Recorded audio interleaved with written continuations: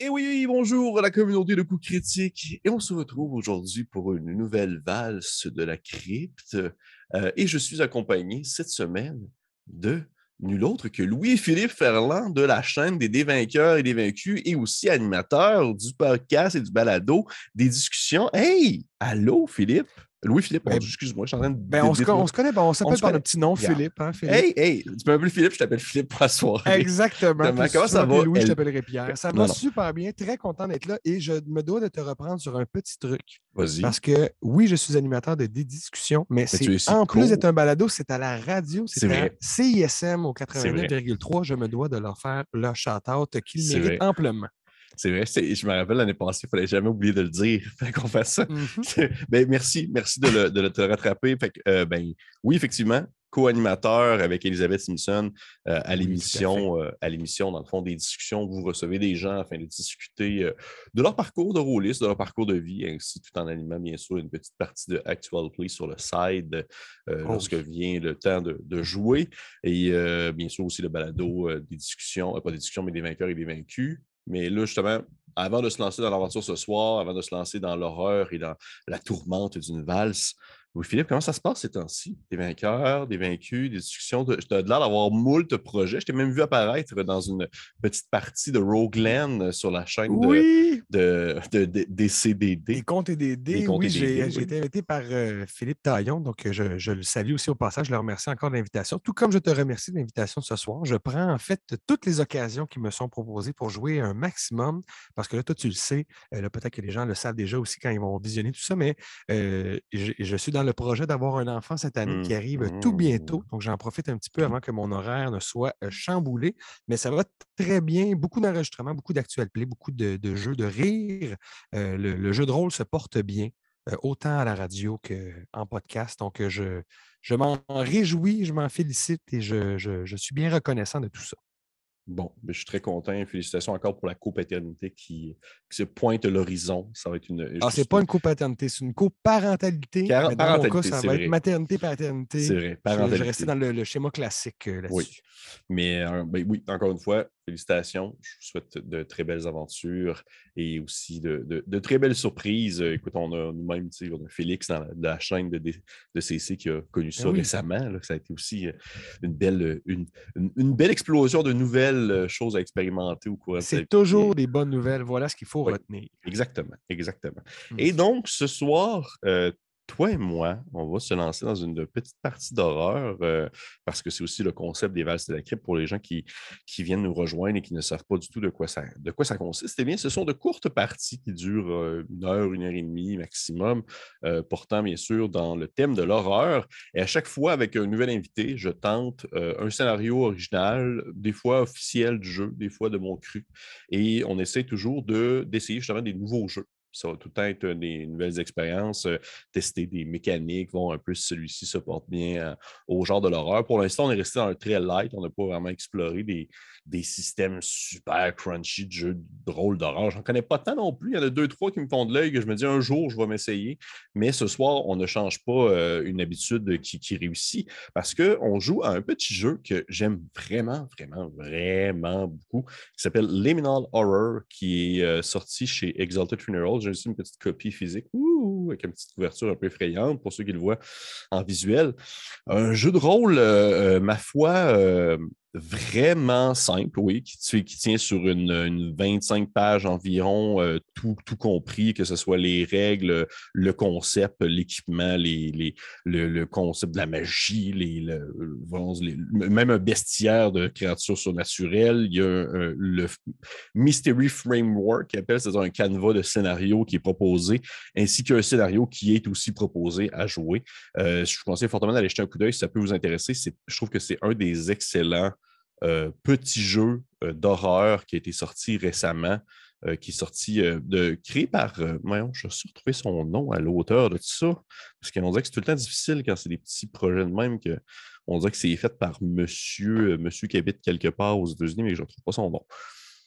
Bref, je vais leur Ben, de mettre toute dans les façon, commentaires. Oui, Exalted Funeral, une ressource que à laquelle tu m'as introduite oui. et de laquelle j'ai fait de grandes découvertes là-dessus. Donc, si toi, tu le suggères, je suggère aux gens, Oui, moi, d'aller vérifier et de voir par eux-mêmes Oui. C'est souvent d'excellentes recommandations que tu fais. Absolument. Ben, merci. C'est très gentil. Ce que je peux dire, par contre, c'est que, tu sais, outre Exalted Funeral s'occupe de la publication physique, mais le jeu en soi vient on va dire, d'une compagnie qui se nomme Goblin Archive, dans le fond, les archives du Gobelin, qui est disponible sur Itch.io, où est-ce que vous pouvez voir aussi les autres créations de l'auteur, entre autres. Et bref, petit jeu basé sur le système de Cairn, pour ceux qui connaissent, mais pour ceux qui ne connaissent pas, on va le découvrir ce soir parce que ça demeure très fidèle au système original. Vous allez voir, dans la partie, c'est un jeu qui fonctionne avec du roll under, donc le but du personnage de Louis-Philippe au courant de la partie, ça va être de lancer le plus bas possible afin d'atteindre soit l'égal ou dessous le seuil de ces 3 caractéristiques. Dans le fond, il y a une caractéristique de force, une caractéristique de dextérité et une caractéristique de contrôle. Et très peu de points de vie, comme tu peux voir, Louis-Philippe, sur ta page. Eh bien, en fait, ce ne sont pas des points de vie. C'est ça un peu la twist. C'est ce on va appeler dans le fond du hit protection. C'est un peu, on va dire que c'est un peu comme l'espèce de ton habilité à éviter vraiment les dégâts, qu'ils soient physiques ou mentaux, avant que ça vienne réellement comme t'atteindre physiquement ou mentalement. Donc là, présentement, tu as 5, je ne me trompe pas, hit protection. C'est-à-dire que ça va descendre à mesure que la partie va avancer. Et lorsque tu atteins 0, eh bien, les dégâts supplémentaires, ça va dans ta force. Fait que c'est ta force qui descend.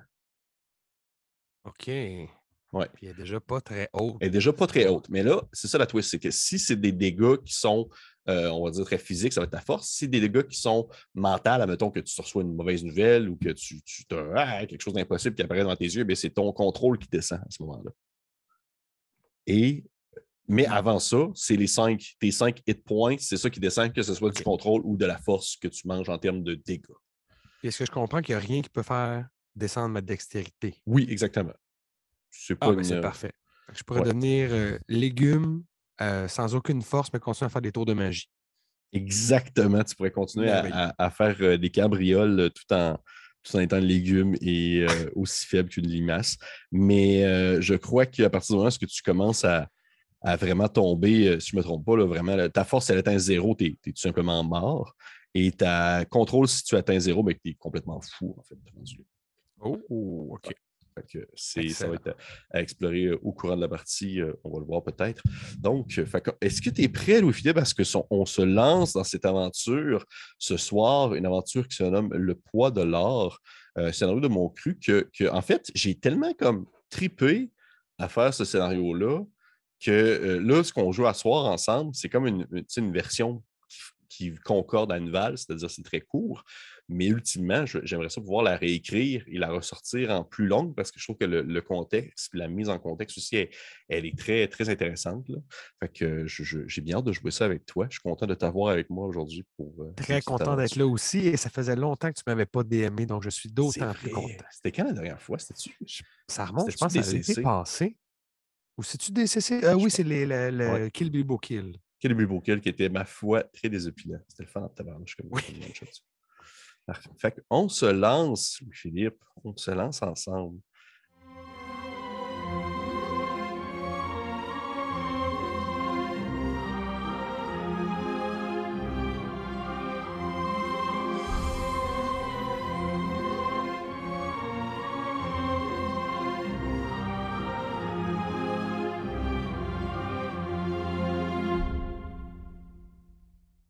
On entend les cris de l'or au Klondike.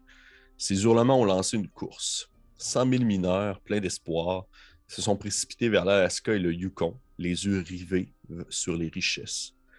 Les prospecteurs avaient commencé à chercher de l'or dans le Yukon dès les années 1880. La découverte d'importants dépôts le long de la rivière Klondike en 1896 fut acquis avec enthousiasme sur place, mais l'isolement de la région et le climat extrême empêchèrent la transmission des informations jusqu'à l'année suivante. Les articles des journaux sur l'or engendrèrent une hystérie collective et beaucoup quittèrent leur emploi pour partir vers leur Klondike en tant que prospecteurs. Et c'est dans ce contexte qu'on se retrouve à la lisière du monde connu. Il y a plus d'une semaine, un clan du nom de la famille, en fait, Aaron Burrow, de l'Église du dernier apôtre, une branche méconnue de la chrétienté, est disparu en montagne lors d'un départ de la ville de Dieya, qui est pour les gens qui sont intéressés. C'est une véritable ville qui a été construite à l'époque du Klondike et qui est aujourd'hui abandonnée. Vous pouvez dans le fond aller visiter les ruines de la ville. On dit clan plutôt, parce qu'au nombre qu'ils sont, ça dépasse largement la taille d'une famille moyenne. Ils ont découvert un filon d'or non loin de Dia, et le clan Allenborough partit en catimini en direction d'une autre ville, disons de Wrangell, avec bien sûr leur butin qu'ils ont ramassé en chemin. Et à partir de là, leur objectif était de prendre, dans le fond, de rejoindre un plus grand convoi jusqu'à Seattle, dans le fond, aux États-Unis, bien en dessous de Vancouver. Mais d'IA jusqu'à Wrangell, qui est aussi une vraie ville, c'est le passage qui doit être emprunté, se nomme le col Chilkoot, qui est un chemin de montagne reconnu par les prospecteurs. Ça également, je vous conseille, si ça vous intéresse, d'aller voir. J'ai fait comme des recherches pour la partie ce soir. Et le col Chilkoot, c'était vraiment un vrai chemin qui est emprunté. Et si vous allez voir les photos, c'est vraiment impressionnant de voir comme une ligne telle une très longue chenille, en fait, de prospecteurs qui font la queue leu-leu et qui essaient de monter une montagne qui doit faire à peu près comme des centaines de mètres de haut. C'est super comme étrange à voir aller. Bref, c'est aux alentours, c'est ça, de Chilkoot que les Allenborough, ainsi que leur chariot rempli d'or, a tout simplement disparu. Disparu entre deux segments de civilisation, au beau milieu de l'espace sauvage de l'Alaska. Et toi, Louis-Philippe, ton personnage qui se nomme, je vais te demander ton nom. Je m'appelle Orville Tapper. Donc, Monsieur Orville, tu as entendu parler des Allenborough.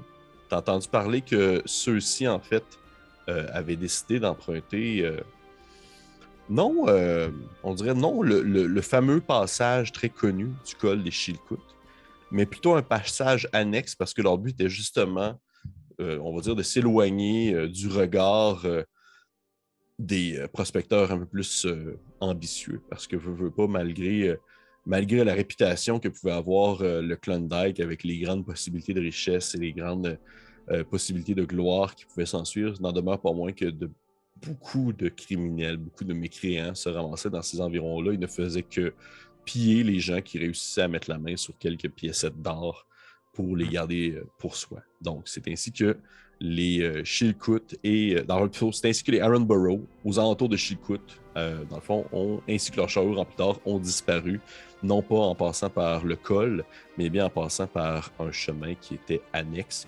Un chemin méconnu des prospecteurs et surtout emprunté par les communautés autochtones des environs, les Trondek Wechin, je n'ai aucune idée comment ça se prononce. On va espérer que ça se prononce comme ça. Aussi surnommé le peuple de la rivière. Et toi, Monsieur Orville, tu as entendu parler de ça, tu as entendu parler des Allenborough, tu as entendu parler de leur gros convoi d'or, leur grosse quantité d'or qu'ils ont transporté avec eux et qu'ils devaient atteindre la ville de Wrangler éventuellement. Tu as entendu parler de ça parce qu'un membre de la famille, dans le fond, des Allenborough, était à Wrangler et qui avait reçu en fait une lettre de la famille, en fait, du regroupement familial principal qui a annoncé leur départ depuis DIA et comme quoi ils devaient arriver dans les prochaines semaines là, afin de pouvoir finalement repartir tous ensemble vers le sud en direction de Seattle. T'as entendu parler de ça, de ce gars-là, peut-être au travers de quelques soirées arrosées où que la personne t'a mentionné que sa famille avait trouvé un gros filon d'or, puis qu'il en avait transporté beaucoup, puis qu'il avait mis ça dans un chariot, puis qu'il avait voulu mener ça justement vers le sud, puis que lui attendait juste que sa famille arrive pour comme foutre le camp de cet endroit éloigné, dans le fond, de Dieu et éloigné de la civilisation pour rejoindre enfin un endroit où il pouvait prospérer avec beaucoup de richesse. Et bien sûr, toi, de ton... on ne se le cachera pas, ton personnage, du moins de ce que tu as pu comprendre aussi des informations que je t'avais déjà données préalablement, tu n'es pas un enfant de cœur, disons. Pas du tout. Et de ce fait qu'en sachant que l'Allenborough avait ce grand potentiel de richesse avec eux et qu'ils ont tout simplement disparu dans un endroit très peu connu et que tu es le seul, excepté ce membre de cette famille, à savoir qu'ils allaient dans cette direction-là, qu'ils ont emprunté ce chemin. Tu t'es dit, peut-être que je pourrais moi-même mettre la main sur, du moins, ce butin. Il y a beaucoup de choses qui auraient pu leur arriver au courant du voyage. Peut-être qu'ils ont subi un éboulis, peut-être qu'ils ont été attaqués justement par une tribu autochtone avec qui ils ont eu de la bisbille, peut-être même peut-être même qu'entre eux, ils se sont peut-être eu de la colère entre eux, peut-être de la zizanie, peut-être même qu'ils sont morts de faim, qu'ils se sont perdus et c'était pas une famille non plus de... C'était pas une famille de prospecteurs, c'était pas une famille de voyageurs, c'était vraiment une famille qui habitait là depuis un certain temps puis qui ont juste profité, on va dire, du moment présent pour pouvoir piller l'art et tout ça. Donc, je te dirais que c'est dans cette idée en tête que tu es parti en direction du nord, en direction en fait du col de Chilkoot, depuis Wrangell, avec bien sûr accompagné, tu n'es pas seul. Tu es accompagné d'un homme avec qui tu as fait quelques petits méfaits, probablement au courant des dernières années. Un gars avec qui tu as déjà travaillé par le passé, du nom de Larry Novak, un espèce de grand monsieur, super costaud. Là. C'est une machine, vraiment une machine humaine. Là. Il est gigantesque. Il doit faire un pied 6 pieds 4, 6 pieds 5. Il est chauve. Il n'y a pas un poil sur le coco. Puis il a un air un peu niais sur le visage.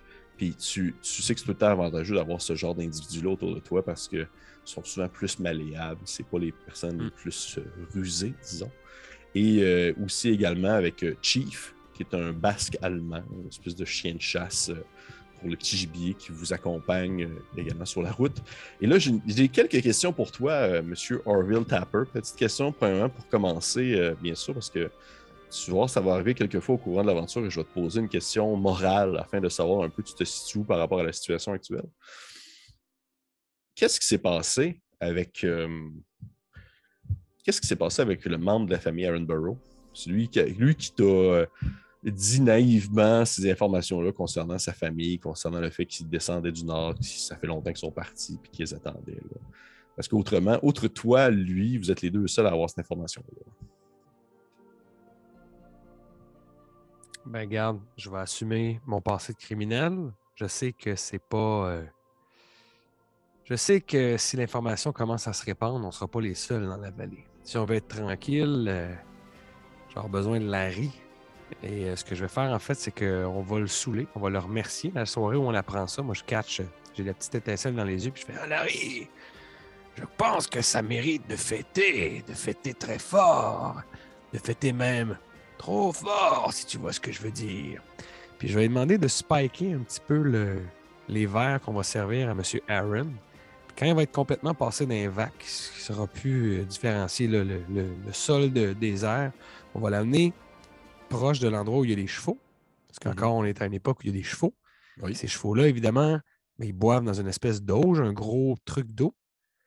Puis on va le laisser s'endormir dedans. OK. Ah oui, tout simplement. Genre, okay. On va le laisser comme flipper dedans, puis là, on va... et évidemment, pour enlever des soupçons sur nous, on va dire « Hey, il est allé pisser, c'est quelqu'un qui l'a vu, ça fait un bon bout qu'il est parti, on est sorti dehors prendre l'air, il a dit qu'il allait pisser, puis il n'est pas revenu, tu sais, puis on va arranger un peu les recherches pour faire « Oh non, mon Dieu, il s'est noyé, il était sous-mort, l'avez-vous, il était sous-mort, il est tombé dans l'eau, il a dû se noyer, mon Dieu, pauvre gars, pauvre gars, tournez pour tout le monde à sa santé, parce que pauvre gars. » OK, parfait, j'aime ça. Parfait. Ce que je vais te demander de faire pour ce scheme-là, cette mise en scène-là, ça va être un jet de contrôle, premier jet de la soirée, et tu vas pouvoir le faire, en fait, avec avantage, puisque tu es aidé par Larry. Merci, mon Larry. Il faut que je roule 14 ou en bas, c'est ça? 14 ou en bas. C'est ma meilleure stat. Fait que si je ne l'ai pas, ça part mal. Alors, avec mon dé normal, j'aurais eu un 20, ce qui aurait été très mauvais, je pense. C'est un échec critique, en fait. C'est ça. Fait, grâce à l'avantage, j'ai 6. OK. Fait, ça se passe exactement comme tu le voulais. Ça se passe exactement comme tu as mis en scène, dans le fond, la mort de cet homme-là. Tu sais, au final, même que officiellement, vous ne l'avez pas tué. Non, c'est ça. On a laissé la nature faire son œuvre. On peut imaginer l'espèce de caméra comme la caméra présente, la caméra narrative qui survole un peu une scène où est-ce qu'on voit une succession d'images de gens qui se sont rassemblés comme autour d'une espèce de, justement, de grand seau d'eau dans lequel les chevaux peuvent se ressourcer. Et on voit juste comme le bas du corps, le derrière ainsi que les jambes d'un individu qui déborde du seau en question, puis le monde sont comme genre la main dans le front. Qu'est-ce qui s'est passé? Il a peut-être dû vouloir prendre un cheval, puis il est tombé à face première dans le seau, puis il s'est noyé. Je ne sais pas ce qui frappe cette pauvre famille, mais on dirait que le sort s'acharne sur eux. Tout d'abord, le clan qui disparaît dans les montagnes, et maintenant le seul survivant qui meurt noyé. Ah, cet or est maudit, il est maudit. Vrai, si tu dis ça, les gens n'ont aucune idée de quoi tu parles, en fait. Ah, mais là, Ouais, je m'y mets pas mon personnage, je m'y mets quelqu'un dans la foule. Ok, Là, dans la foule, mettons, ok. une dame esselée qui est comme en train de réagir à pauvre eux, Ok. vraiment, je prierai pour eux dimanche. Ouais.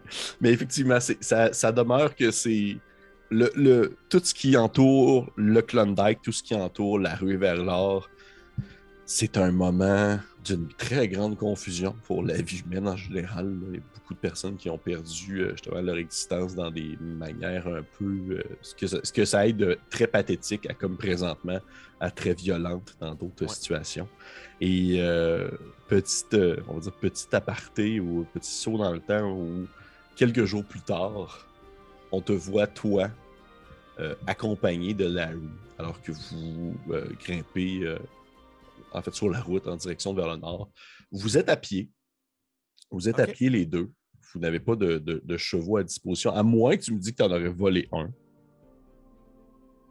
Ben, j'allais te poser la question de savoir comment est-ce qu'on montait, mais, tu sais, mettons, partir avec juste un cheval, quoique pour transporter, tu sais, le chariot et tout. Moi, j'avais en tête de peut-être, est-ce que j'ai moyen de me procurer un chariot, justement, ou une charrette ou quelque chose, ou peut-être plus une mule qu'un cheval, tu sais, quelque chose de plus tout-terrain qu'un... OK. Je vais lancer de mon côté juste un dé pour ça. C'est la fameux dé du oui ou non, ou, selon le résultat. Il dit c'est un oui. Eh bien, oui, tu as une mule. Je suis 11. Parfait.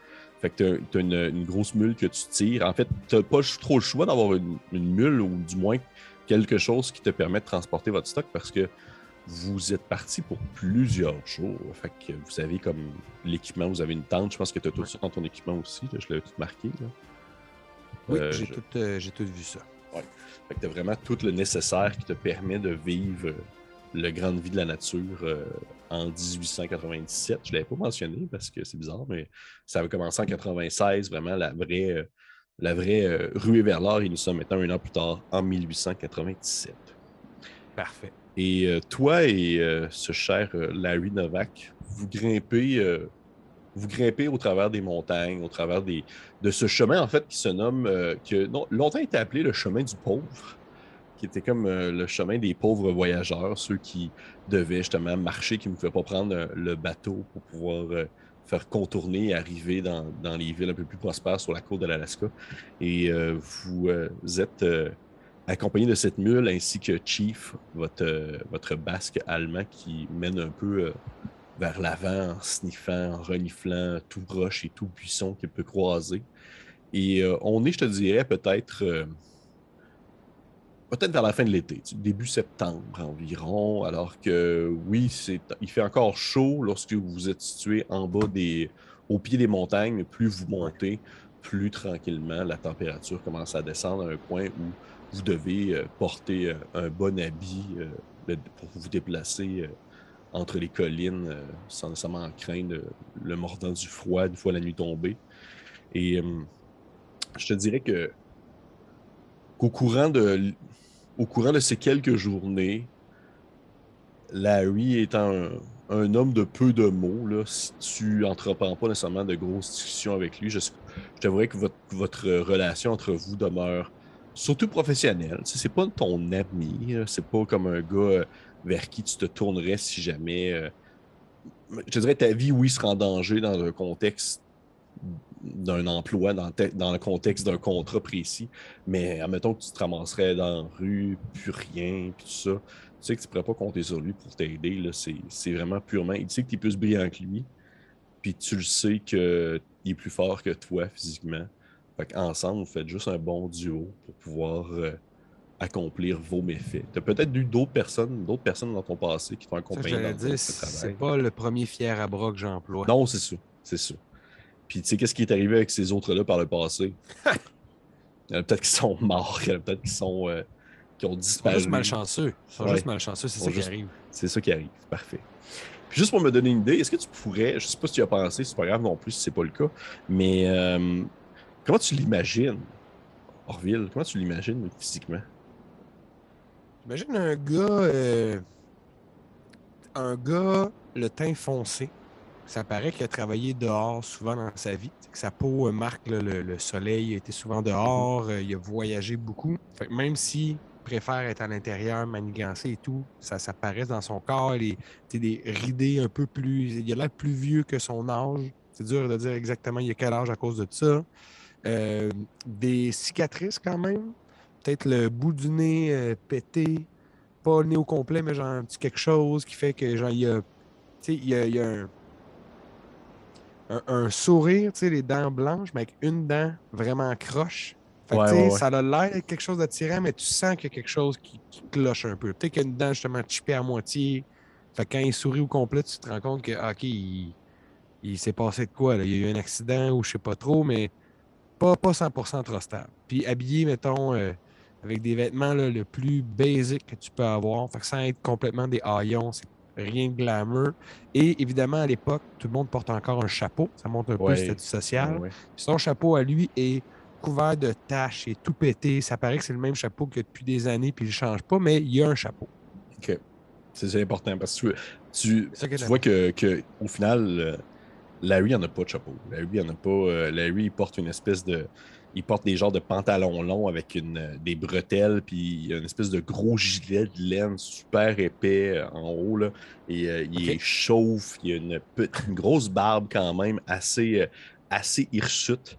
Et il a un grand manteau, vraiment ce qu'on appelle un porte-poussière là, super long qui tient ouvert Ouais. lorsque vous atteignez justement une certaine hauteur dans les montagnes parce qu'il commence à faire plus frais.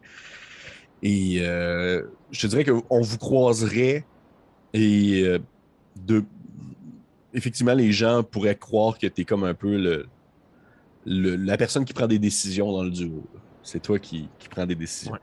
Et de ce fait, justement, la question que je me pose maintenant, parce que c'est sûr qu'au courant de votre montée, vous croisez les gens qui vont en sens inverse. Les personnes qui ont passé par le col de Kishilkut puis qui s'en vont en direction de Wrangler.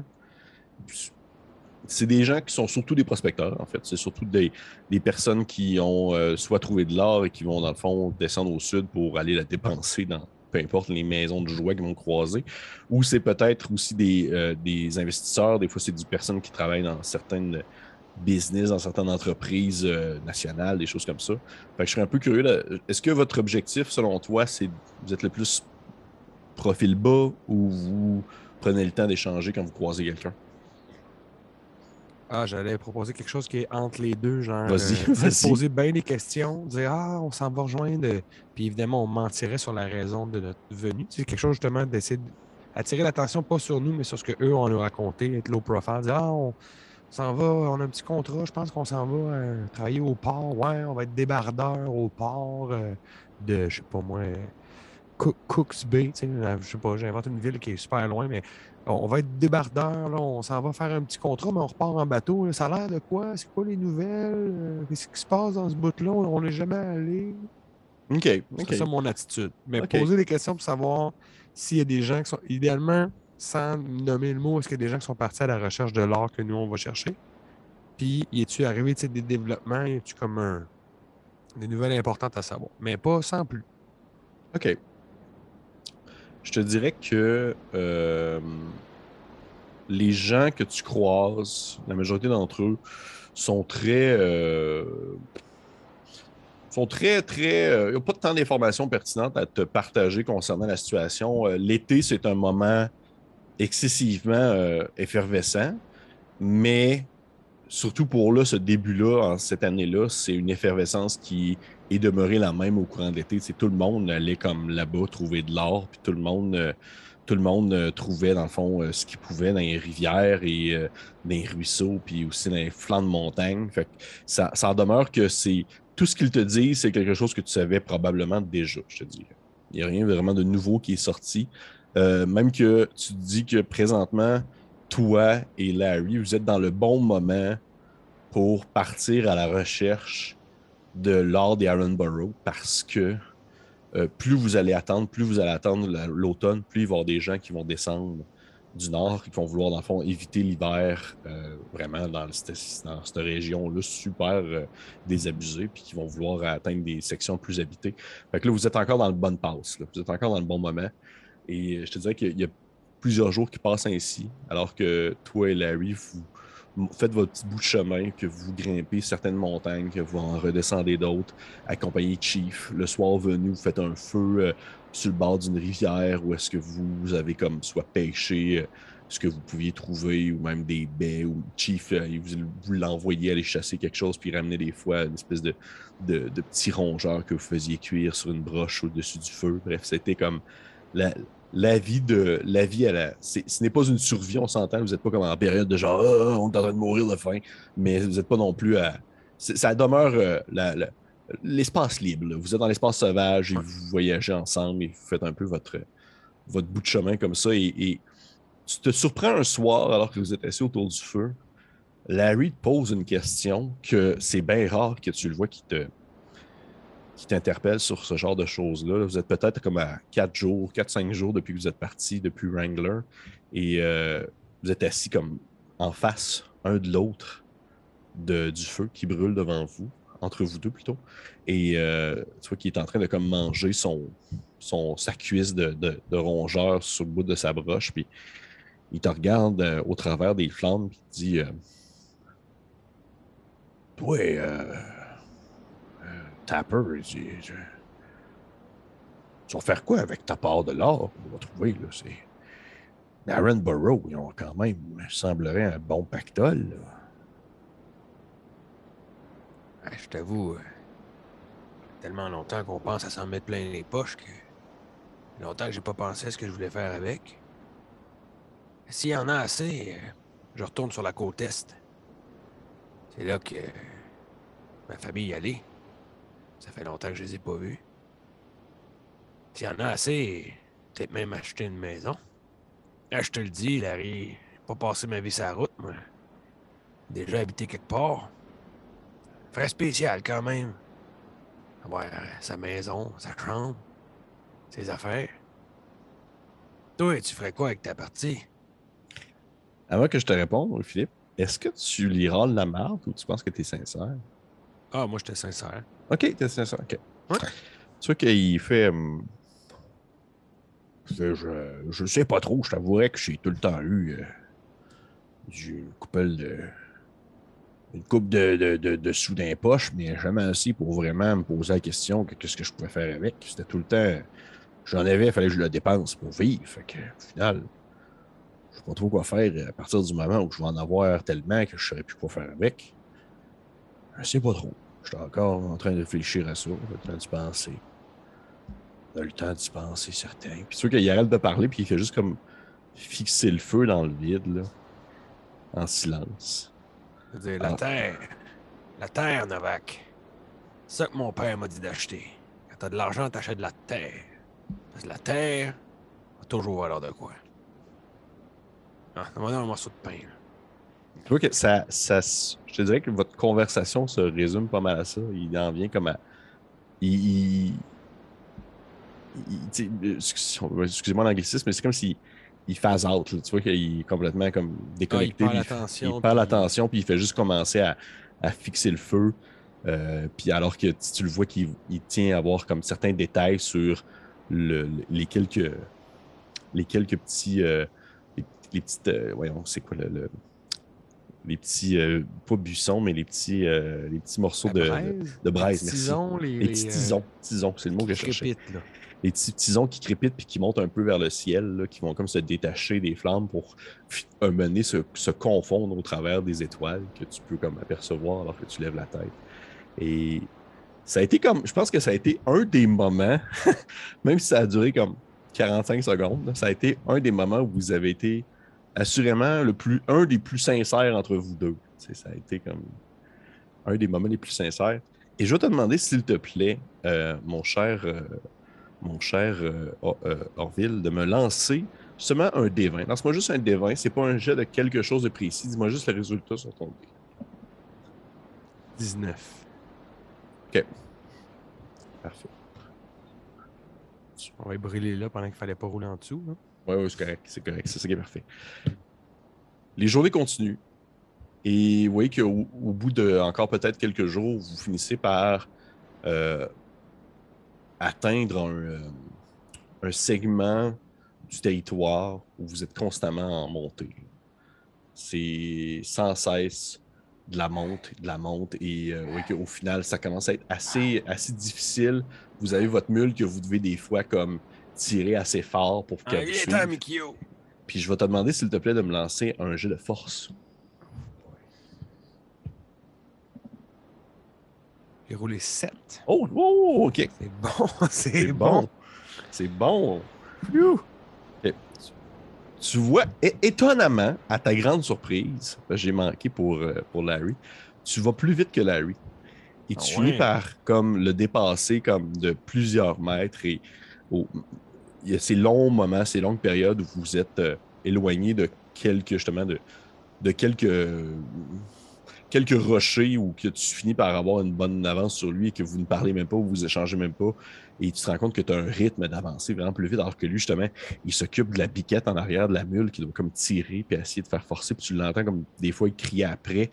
Et tu regardes autour de toi, puis tu te rends compte que vous êtes vraiment rendu dans un segment assez sauvage, je te dirais, entre l'Alaska et la Colombie-Britannique, là, vraiment comme un segment qui est très loin de tout regard humain. Et si tu reprends cette espèce de vieille carte que tu avais sur toi qui te faisait un semblant de chemin tracé entre justement Wrangler et Daya, on va dire, tu te rends compte que tu as vraiment suivi le chemin que tu devais suivre qui ne passait pas directement proche de Chilkoot, mais bien dans des chemins annexes un peu à part, un peu cachés du regard des passants habituels. Et tu vois qu'au bout de peut-être encore quelques heures, alors que tu commençais à être habitué, je te dis, on va dire au beat de la marche, à l'avancée, il y a un espèce de moment où est-ce que tu commences à ne faire qu'un avec tes réflexions, puis tu réussis à penser à plein de choses sans vraiment prendre conscience que tu continues à avancer puis tu sens plus vraiment la douleur. Là. Je sais pas si ça t'est déjà arrivé comme dans des marches, dans des courses, là, quand tu fais que marcher, puis t'es plus là. T'entends un espèce de petit cri de douleur en venance de Larry. Tu vois vraiment un espèce de genre... Tu sais, genre un coincement soudain d'une douleur soudaine. Et si tu te tournes de bord, tu vois qu'il s'est vraiment comme coincé la jambe entre deux roches. Puis il y a comme une roche qui a comme perdu son ballon puis qui s'est effondré par-dessus sa jambe. Puis que là, il est comme genre coincé en dessous d'un gros caillou. Là. Et d'une main, il essaye de comme retenir la mule qui capote un peu parce que Larry a crié. Puis de l'autre main, il essaye de comme pousser la roche. Je vais... Attends! Blesse-toi pas! J'arrive! Je vais descendre, je vais le rejoindre. Puis je vais prendre la mule, je vais le laisser s'arranger. Je vais, je vais dire, tiens la mule, je vais m'occuper de la pierre. Puis là, je prends la pierre des deux côtés, puis je vais comme m'accoter avec mes jambes, puis je vais essayer de la basculer pour libérer sa jambe. Okay, parfait. Je vais te demander, s'il te plaît, de me lancer un jeu de force.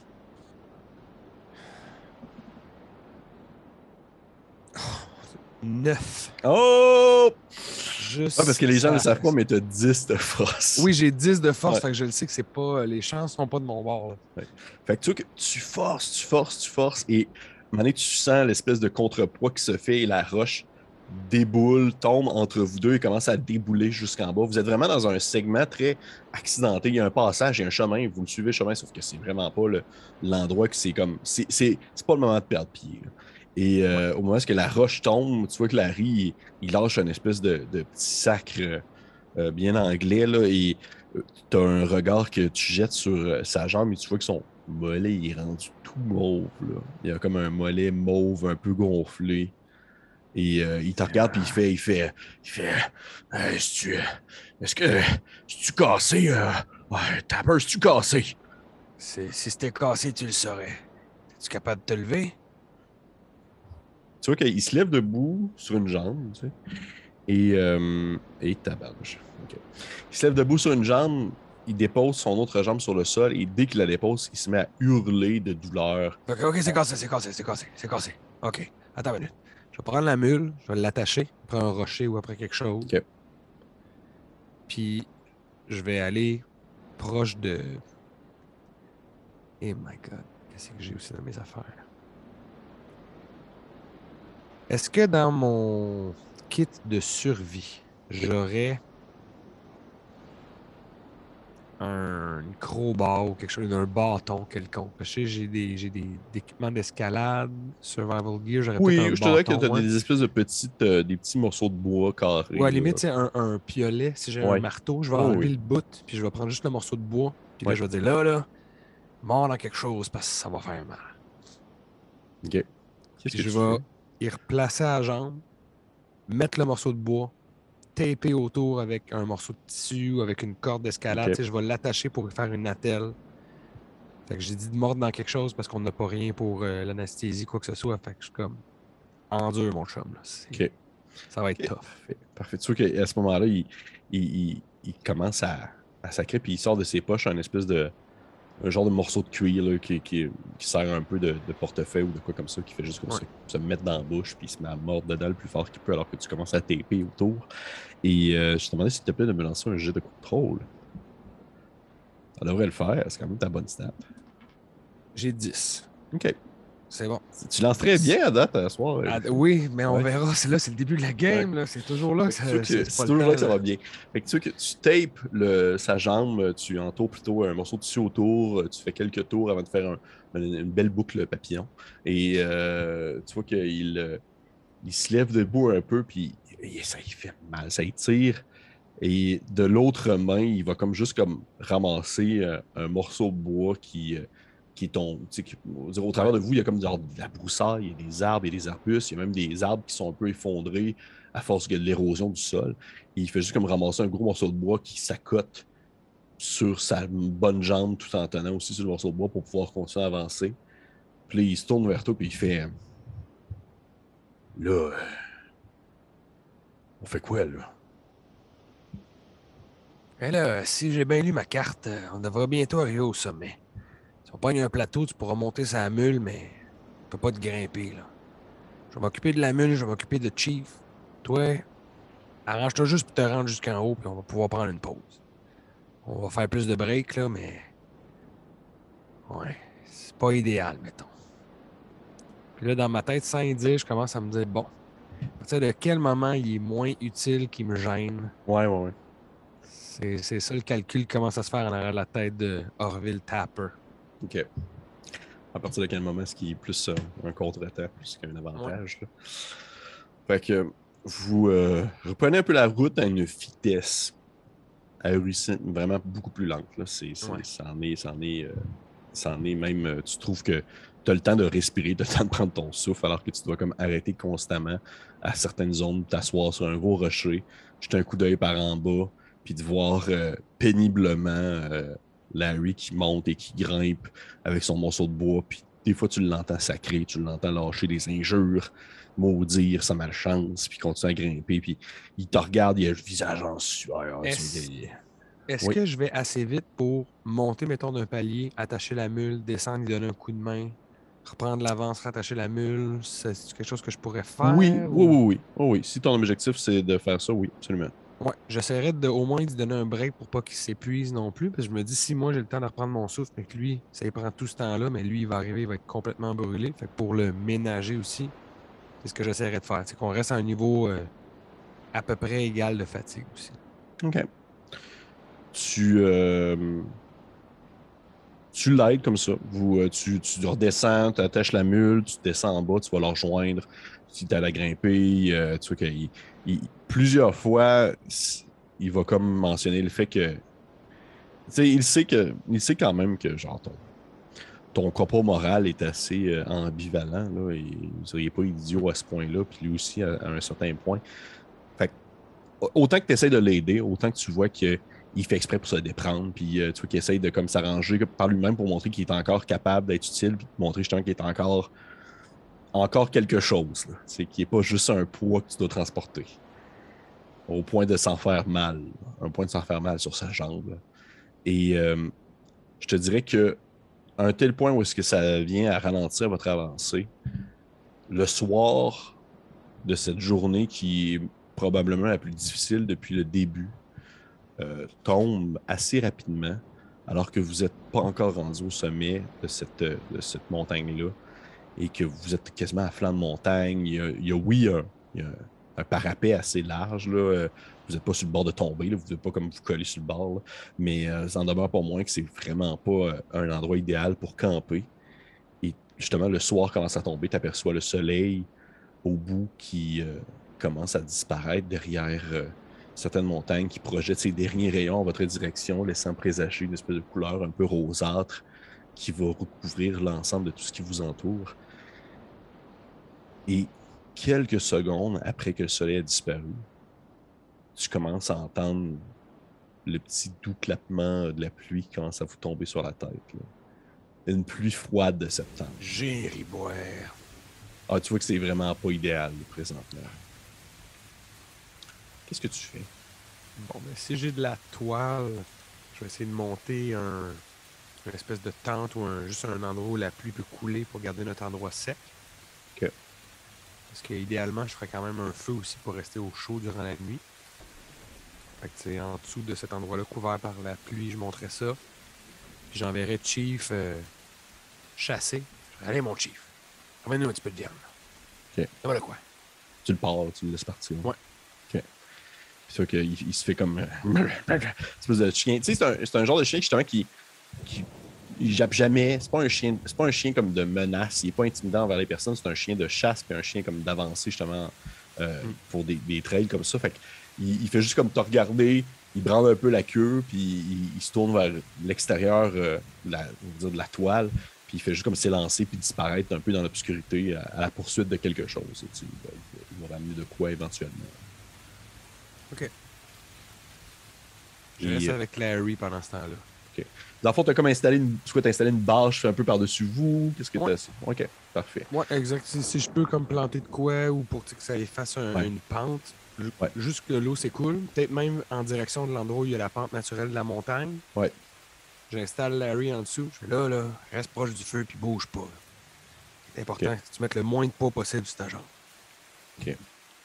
Fait que vous avez votre feu. Tu as installé l'espèce de bâche un peu. L'eau commence à découler à son extrémité, tombant dans le vide parce que l'eau va vers, en suivant le courant de la montagne qui descend là, tranquillement, même que vous vous rendez compte qu'il y a des espèces de petits filaments de ruisseau qui commencent à vous passer entre les jambes à mesure que l'eau vient comme se fracasser sur le flanc plus haut que vous et fait comme seulement découler en suivant le chemin. Et ça prend pas, je te dirais que ça prend pas 10 minutes que tu commences à apercevoir au loin les lueurs bleutées qui illuminent spontanément au travers des nuages, alors que des grands jets tortués de blanc viennent déchirer le ciel, présageant justement un orage ainsi qu'un très mauvais temps là, de septembre. On aurait peut-être dû venir plus tôt, hein, mon Larry? Puis tu sais, Larry, là, il est comme dans l'espèce de passe où tu remarques qu'il y a une main qui est comme sur son bâton, puis l'autre main, il est assis, puis il tient comme bien fermé sur son cœur, proche de sa poitrine, une espèce de petite bouteille de phare là, qu'il garde, là, puis il aboie quand même à une bonne vitesse pour essayer de ne pas sentir trop la douleur sur sa jambe, puis de temps en temps, il lâche des petits mots ici et là, puis un peu qu'il fait comme « Ouais, mais c'est parce qu'il fallait saouler l'autre, là, ça a été long. » Ouais, pas espoir, mon Larry. Fait qu'il nous reste de la miaule, on va être correct. Moi aussi, je m'ouvre une petite flasque, puis j'en prends une gorgée, mais juste une petite gorge. Okay. Pour les nerfs. Je vais te demander, s'il te plaît, mon cher Orville, de me faire un petit jet de contrôle. OK. Et c'est un 20. Oh, échec critique. No control. No control, parfait. Je te dirais que tu es assis avec Larry, vous avez la bâche par-dessus vous. Les éclairs déchirent le ciel, faisant de temps en temps des grandes lueurs qui vous permettent d'apercevoir votre environnement autour de vous. Mais malgré le fait que tout est, tout est très rocheux, tout est très arbuste, tu aperçois le contour des grands arbres sapineux qui sont beaucoup plus en hauteur. Tu aperçois de temps en temps, justement, même que tu aperçois des fois Chief qui n'est pas si loin encore, qui sent le sol comme s'il avait déjà senti la trace de quelque chose. Puis de temps en temps, il se tourne vers vous en direction de la lumière, en direction de la bâche pour vous jeter un regard avant de finalement continuer son chemin. Et je te dirais que ça dure peut-être fraction seconde, le temps justement d'un éclair, le temps d'une lumière aveuglante blanche qui perce le ciel, où tu aperçois derrière Larry, en descendant la côte, au final, par où est-ce que vous venez? Une espèce de chemin qui longe la montagne. Une forme humaine qui perdure le temps de l'éclair. Puis dès que l'éclair, dans le fond, disparaît, tu vois plus rien. Hey! Harry, t'as-tu vu ça? Larry, il est face à toi, fait qu'il voit pas derrière lui. Oui. Là, tu sais, il fait comme... Fait que, vu qu'il est pas trop réactif, je fais reste ici, là. Je vais faire Chief! Au pied, mon beau! Je vais sortir mon pistolet. Oh shit. Puis je vais. Mais tu sais, je vais le garder peut-être dans ma chemise, là. Je mets juste à portée. Puis je vais juste aller voir un peu plus proche du chemin, voir si je ne reverrai pas la forme. Okay. Tu sors un peu. En fait, tu sors vraiment sous la pluie, là. Yes. Mais c'est ça, mais je protège mon fusil pour qu'il prenne l'eau, parce que j'imagine que ces armes-là, peut-être que ça peut. Tu l'as à côté, comme vraiment sur la poitrine, même peut-être à l'intérieur de ton manteau, et ton grand chapeau sur la tête. Tout s'écoule déjà des grandes gouttelettes du bout des extrémités du chapeau, là. Et tu jettes un coup d'œil vers le bas de la montagne. T'entends comme le bruit de Chief qui a l'air de comme justement comme se promener à travers des cailloux, puis il y a des cailloux qui tombent pas loin de toi. Puis tu l'entends s'approcher vers toi. Et dès qu'il se place à côté de toi, dès qu'il se positionne à côté de toi, tu vois que sa queue devient raide comme une barre. Ses oreilles se placent vraiment comme en position carrée. Puis il fixe le chemin qui descend d'où est-ce que vous venez. Et tu l'entends commencer à grogner. Tu l'as vu toi aussi, hein? Ouais. C'est bon, mon chien. Puis je vais, en le fond, au lieu de rester en plein milieu du chemin, je vais essayer de me coller sur le côté puis juste spotter ce qui s'en vient. OK. Je vais te demander s'il te plaît de me faire un autre jeu de contrôle. 3 cette fois-ci. Oh, OK. Très bien. C'est très bon. Il y a un autre éclair qui vient frapper non loin. En fait, qui vient frapper très proche. Le moment où est-ce qu'il frappe et le moment où est-ce que tu l'entends se répercuter au travers des montagnes est très, très court. Et durant ce court laps de lumière, tu as le temps d'apercevoir une forme encore qui vous suit, qui du moins qui est positionnée un peu plus bas. Un peu à la même distance, je te dirais, elle n'a pas vraiment avancé, pas plus proche, mais tu as vraiment plus le temps de percevoir ses traits, même à la limite de voir même son visage, le temps que la lumière a perduré. Et tu serais prêt à mettre la main dans le feu que c'est le fils Aaron Burrow que vous avez fait noyer. Tu vois, là, ça a duré comme une fraction de seconde, là, et tu l'as vu son visage, puis même qu'il y avait un visage boursouflé, là, comme quelqu'un justement qui est retrouvé noyé sur le bord d'une... Mais tu sais, en même temps, à quel point est-ce que tu peux faire confiance à tes sens présentement, là? Je te dirais, c'est la pluie, il fait noir, c'est terrible. T'sais.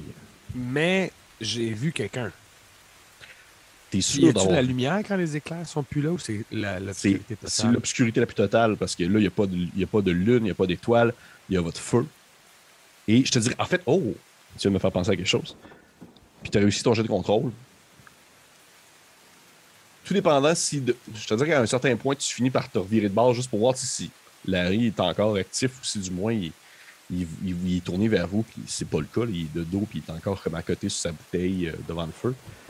Tu aperçois une lumière, mais en hauteur, je te dirais, comme comme un autre palier plus haut que vous. Une lumière d'une tente, de quelqu'un d'autre qui semble avoir grimpé sa tente à une hauteur plus haut.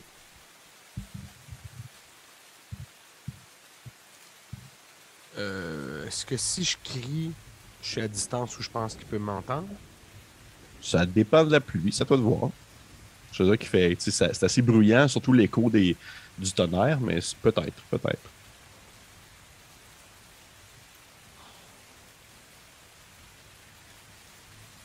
Ok, ben moi, je me mets dans la peau de mon personnage. Je viens de Ouais, voir c'est ça. quelqu'un qu'on vient de tuer.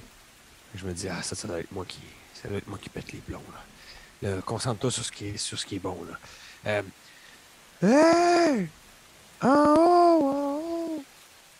On a quelqu'un de blessé! Je vais jouer sur le fait qu'on a vraiment un blessé pour essayer d'attirer des gens vers moi. Puis ce que je vais faire, c'est que je vais remonter proche de Larry. Puis au lieu d'attendre quelqu'un qui viendrait du haut, je vais quand même regarder vers le bas, voir s'il n'y a pas quelque chose qui repop ou. OK. Ça me reste en arrière de la tête qu'il y a de quoi de weird en bas. Fait que je vais appeler vers le haut. Hey, là-bas! La tente, je vous vois! Venez en bas près du feu! Tu hurles rapidement, tu hurles assez fort. Juste un petit jet. OK. Tu as le temps, avant de te retourner, en fait, avant de te rendre vers Larry, tu as le temps de voir le pan de la tente. C'est une tente, là. C'est pas comme vous, c'est pas une bâche comme attachée un peu boboche avec 2-3 morceaux de bois puis une cordelette, là. C'est une vraie comme tente prospecteur assez comme bien, je dirais pas professionnelle, mais bien sécuritaire, étanche, avec même une espèce de trou situé à un coin pour pouvoir mettre un tuyau de cheminée pour l'hiver, par exemple. Et OK. oui, c'est quelque chose. Ça. Et tu as le temps de, même avant de te rendre à la riz, tu as le temps de voir le pan de la tente se relever et de voir la tête de quelqu'un sortir, tu sais, un peu l'air surpris, là, comme s'il ne s'attendait pas à voir quelqu'un. Là.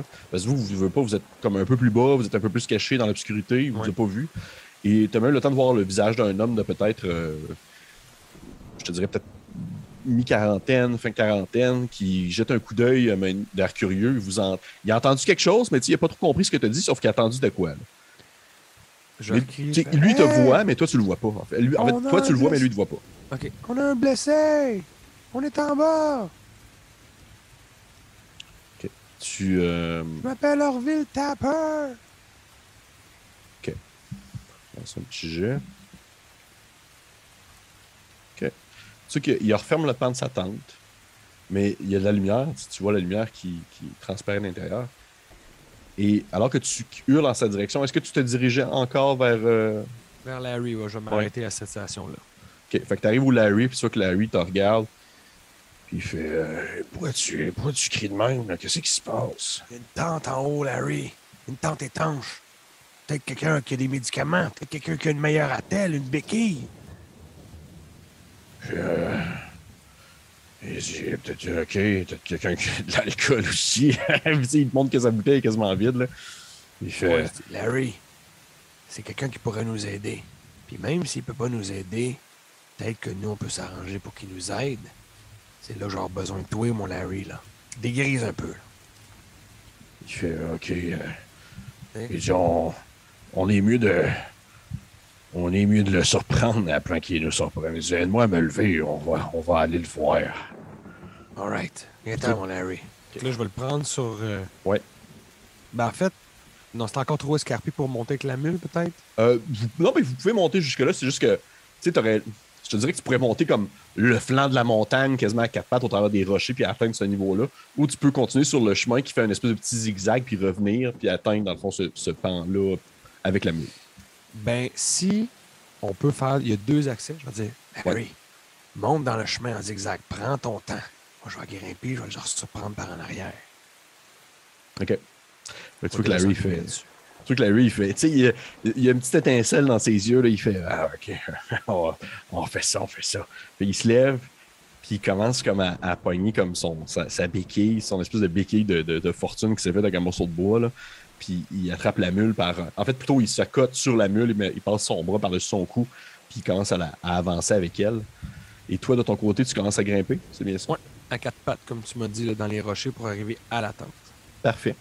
Je te demandais peut-être un petit jet de dextérité, première chose qu'on n'a pas utilisée encore de ce soir. OK. 18!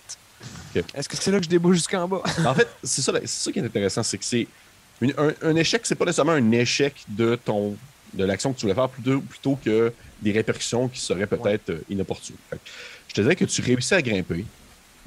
Tu réussis à grimper, mais par contre, que ce soit la pluie, que ce soit les rochers qui sont mouillés, que ce soit l'eau justement qui découle, qui rend le tout complètement glissant, c'est vraiment difficile. Puis tu te rends compte que oui, tu passes par l'espèce de chemin de fortune à flanc de montagne, mais tu vas quasiment. Tu sais, c'est bien juste que tu vas arriver juste avant la Harry. Là, ça te prend comme un temps fou. Là, tu grimpes et tu es comme. Et tu te rends compte qu'il y a Chief qui te suit à une certaine. Tu sais, juste à côté de toi, qui grimpe comme rocher par rocher à côté de toi, puis il commence à sentir au travers des rochers. Et tu as un moment où un éclair déchire le ciel et tu aperçois entre quelques rochers quelque chose qui brille. Mets ma main, le poing. Tu mets ta main, tu le pognes, puis tu tires. Ouais. OK. Tu tires un peu. Tu sais que ça a l'air d'être comme coincé un brin. Puis tu donnes un bon coup. Puis tu te rends compte que c'est comme une montre à gousset. Qui a comme une espèce de tache de sang dessus. Séchée. Je la mets dans ma poche. Puis ce que je me dis, c'est quelque chose qui est tombé ici. C'est peut-être la famille Rogers, ça. Aaron Burrow, tu veux dire? Aaron Burrow, pardon. Famille Rogers, c'est Aaron plus des Burrow. téléphones, c'est pas grave. Excusez. C'est la panne, ça m'a mis dans toutes mes Ouais, mes c'est états, correct, ça. c'est correct. OK. Ça fait que tu ramasses la petite montre à gousset, tu la mets dans les poches, puis tu continues à monter? Ouais. OK. Tu continues à grimper, tu finis par arriver vraiment au sommet, ou plutôt au plateau. Tu aperçois la grande tente prospecteur qui est fermée. Tu vois une ombre à l'intérieur qui se déplace, mais un peu comme il est assis, puis il fait juste comme faire des mouvements, comme s'il fouillait dans des affaires, ou comme s'il faisait des choses. Et tu aperçois derrière la tente à une certaine distance Larry qui s'en vient un peu plus lentement. Là, je veux pas, il traînait un peu par la mule. Et je vais te demander, s'il te plaît, encore une fois, mon cher Rufito, de me faire un jet de contrôle. 11. OK.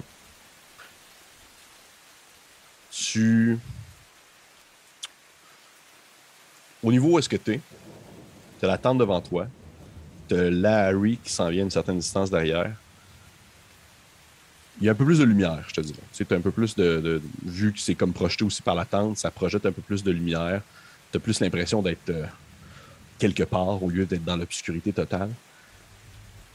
Mais tout de même, autour de vous, à un certain point, cette lueur-là se diffuse et redevient de l'obscurité. Puis lorsque un autre éclair déchire le ciel au travers de l'eau, au travers de la pluie, derrière Larry, tu aperçois une forme que là, tu reconnais comme étant l'homme que vous avez noyé. Mais tu vois qu'il n'est pas tout seul. Il y a comme d'autres formes humaines à une certaine distance à côté de lui. Tu sais, peut-être à 3 mètres à gauche, 4 mètres à droite, il y en a une autre. Un peu plus en arrière, il y en a une autre. Ils sont tous immobiles.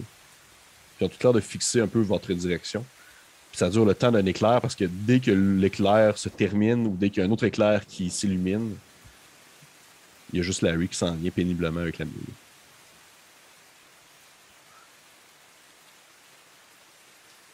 OK, ben là, je suis juste à côté de la tente de prospecteur. Il y a quelqu'un à l'intérieur. Fait que je vais crier avant de faire mon move. Je vais dire « Hey! On a besoin d'aide dehors! » OK. Est-ce que la personne réagit? Oui. Tu vois qu'à ce moment-là, il y a comme du mouvement à l'intérieur. Le pan s'ouvre. Tu vois justement l'homme d'un certain âge. Le visage, je te dirais, très... à la fois une espèce d'étrange mélange entre très doux, mais aussi assez aride, comme si justement il avait aussi vécu l'extérieur en survie un peu comme toi. Et quand même bien habillé, mieux habillé que vous. Une espèce de petite veste avec une petite chemise. Et tu vois qu'il te jette un coup d'œil. il est vraiment surpris, en fait, de voir des gens. Là, il est vraiment comme une face complètement... yeah. Puis il fait... Euh, euh, est-ce que je peux vous aider, monsieur? Mon ami s'est cassé la jambe un peu plus tôt. On aurait besoin peut-être, si vous avez des médicaments ou ne serait-ce qu'un endroit sec où on peut se reposer. Il fait, mon Dieu, ben oui, rentrez, rentrez, rentrez, rentrez. Il fait, où est-ce qu'il est? Attends, Larry. Il sort un peu à l'extérieur, puis il jette un coup d'œil, puis il voit comme Larry qui s'en vient avec la mule. Là. Puis il fait, mon Dieu, mais des pauvres âmes ainsi perdues dans cette tempête, je dirais. Et si vous êtes chanceux d'être tombé sur moi, il y a très peu de personnes qui passent dans les environs. Il fait, rentrez dans la tente. Parfait. Je vais attacher la mule, mettons, pour Larry, le temps que lui clopine jusqu'à la tente. Ouais.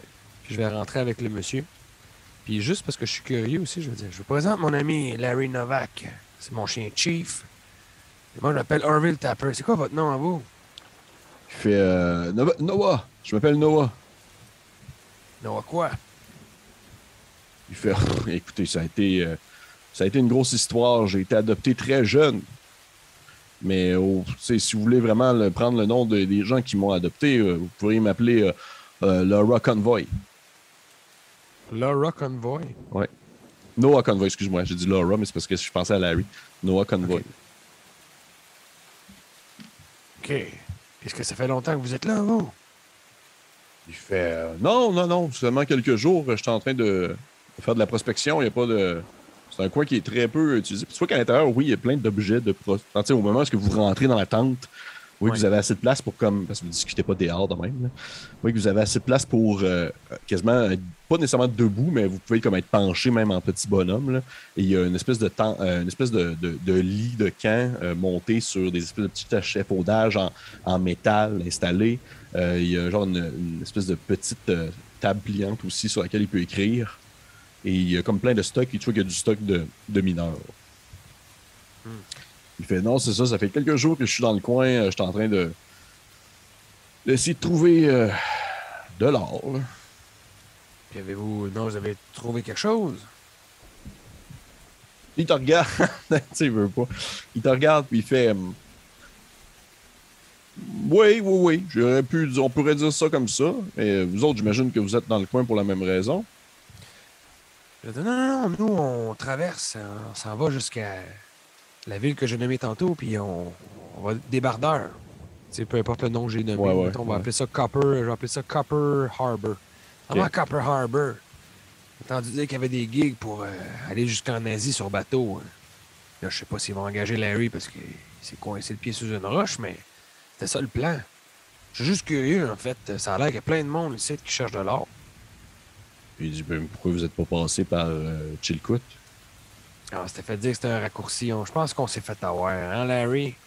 C'est sûr que Larry, c'est sûr que le fait d'avoir monté l'espèce de côte en zigzag avec la mule, ça il l'a comme rushé complètement, là, puis il fait juste comme hocher de la tête, puis il fait oh, ouais, c'était bien difficile. Puis c'est sûr qu'à ce moment-là, le Noah, il fait hey, mais asseyez-vous, prenez le temps de vous asseoir, là, je dirais. Puis il prend Larry un peu par les épaules, puis il va l'amener comme sur son espèce de lit, son lit de camp monté, là, puis il fait comme juste le coucher un peu, puis il se retourne vers toi, il dit je peux-tu vous offrir de quoi? Voulez-vous comme un café ou peut-être même quelque chose de plus fort, peut-être?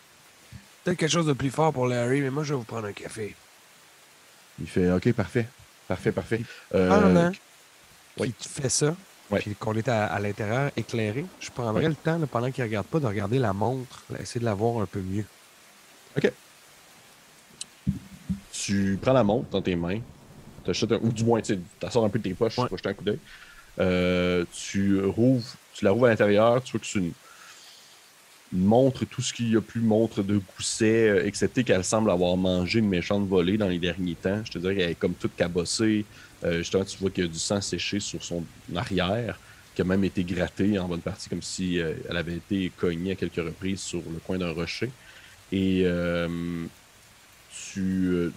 te dirais qu'il n'y a rien vraiment qui te soulève l'intérêt, excepté qu'elle semble être là depuis quelques temps. Tu sais, ses aiguilles ne fonctionnent plus, il n'y a plus rien qui avance.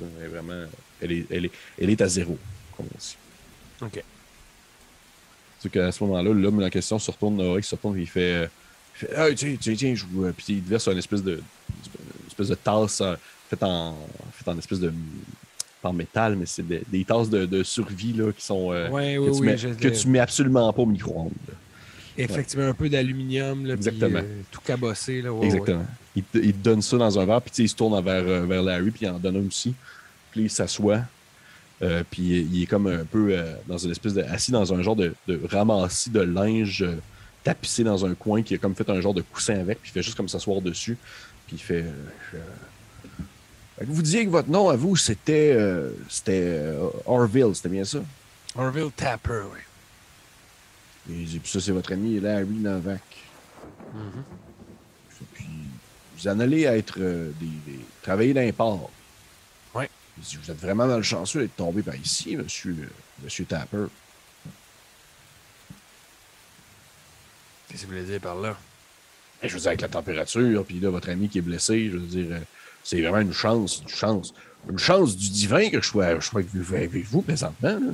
Ben, vous n'êtes pas notre seul coup de chance. J'ai fait une découverte aussi pendant mon ascension. Puis là, c'est plus sa réaction que je veux voir. Je me suis rendu compte que la montre vaut pas grand-chose. Ouais. J'ai trouvé ça en montant. Je le mets devant lui.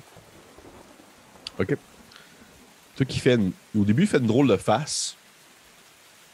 Un sourcil levé. Il essaie de la prendre de tes mains, là, si tu lui permets. J'y laisse. OK. Il l'attrape, il la regarde un peu à vire, il fait, ben, ça parle au diable, ça. Il fait, moi, je viens un peu plus du nord, là, d'Aya. Il y avait une famille qui sont passés dans le coin, qui descendait vers le sud. Je pense qu'ils passaient par le chemin ici. Ça se peut-tu que il leur soit arrivé un petit malheur? Ça, je pourrais pas vous dire. Peut-être que demain, quand il va faire clair, ça pourrait être une bonne idée d'aller voir. Il y a peut-être d'autres mondes qui sont blessés comme Larry qu'on pourrait secourir.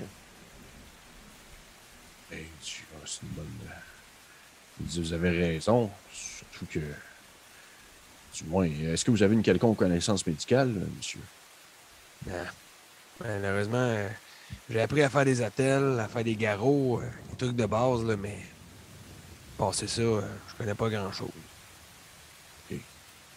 J'ai des petites expériences dans le domaine, puis avec un peu de chance, je pourrais essayer de peut-être aider si je suis des blessés, mais ça fait quand même un bout de temps qu'ils sont partis. J'imagine qu'ils ne doivent plus rester. Du moins, s'il reste des gens, ils doivent être en piteux état. Tu vois qu'au moment où il dit ça, Chief lève sa tête, puis il jette un coup d'œil comme vers l'entrée de la tente, puis il se met à grogner. Je vais je vais mettre ma main sur mon fusil. Je vais dire, hey, pas bon signe, ça. Est-ce que vous êtes tout seul ici, vous? Noah, il lève sa tête, et il fait ouais, du moins, j'ai pas croisé personne.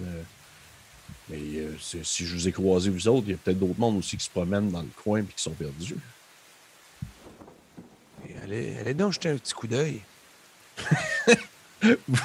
vous allez donc vous jeter un petit coup d'œil. Puis il fait, tu sais, tu lui dis ça, puis il te regarde avec un air de genre, t'es-tu sérieux? Ben, on peut y aller ensemble aussi. Il fait, ben, j'avouerais que j'apprécierais bien. Vous semblez être un bon gaillard de mon côté. Je suis pas vraiment un homme d'action, comme on dit. Là. Je suis plus un homme de parole. Fait que, ben, dans ce cas-là, soyez pas étonnés que je prenne des précautions. Puis là, je vais sortir mon fusil devant lui. Je vais aller vers la tente en pointant. Puis je vais ouvrir le pan de la tente. OK. Tu vois comment est-ce que tu sors ton fusil? Il fait des grands yeux, qui un peu surpris. Comme s'il y avait un petit cheminement dans sa tête, genre, OK, c'est ce genre de monde-là. Ouais. Ben oui. Ouais, ben oui. On est rendu là, On est rendu là dans ce segment-là. Et tu vois qu'il se lève debout, il prend son manteau, puis il se le met sur les épaules, il prend son chapeau, tu vois, qu'il y a une espèce de chapeau un peu melon qui se met sur sa tête. Puis il te regarde, puis il fait on va aller jeter un coup d'œil, Il dit, vous pouvez venir avec moi? Il dit, bien, emmenez donc votre chien, il semble avoir un bon pif. Oui, intentif.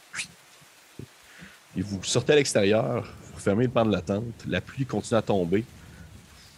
Et tu vois que Chief, il regarde comme devant vous, là, la côte qui continue à monter. Et il grogne, il se tourne de bord, il grogne sur le pan descendant par où est venu Larry. Il grogne comme en venant de le coin d'où est-ce que toi t'es monté comme à flanc de montagne. Et il part à course en direction du flanc de montagne où est-ce que tu as trouvé la montre. Puis tu vois qu'il commence à sentir dans le sol. Qu'est-ce que tu sens, mon beau chien? Qu'est-ce que tu sens? Puis je vais le suivre. OK. Puis je vais. Il y a peut-être autre chose aussi autour de la montre, là. C'est ce que je comprends un peu de ce que tu.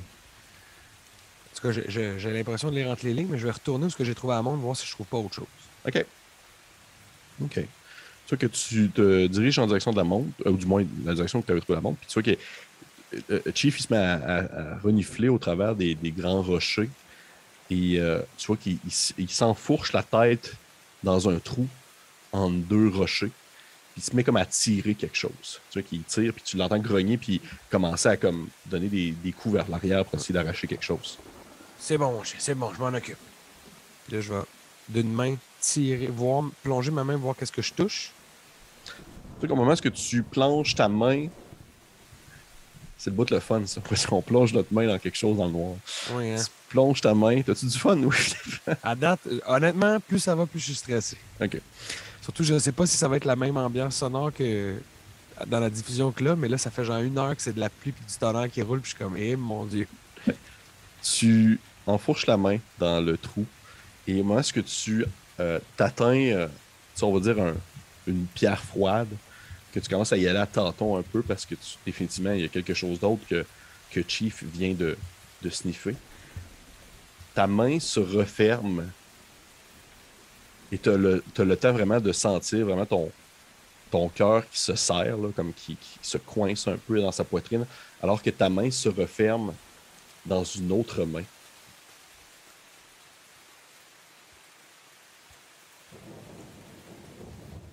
Morte, genre, Oui, séchée, oui. dure. Oui, oui. Ah non, elle n'est pas en train de te serrer la main. Là. Non, je pense que j'ai trouvé quelqu'un. Il dû avoir un ébouli ici. La main est raide comme un cadavre. Je vais te demander, s'il te plaît, tu vas pouvoir te prendre 2 points en fond de hit protection, qui est comme, tu veux pas, ta protection mentale aussi présentement. Là. Ok. C'est ça.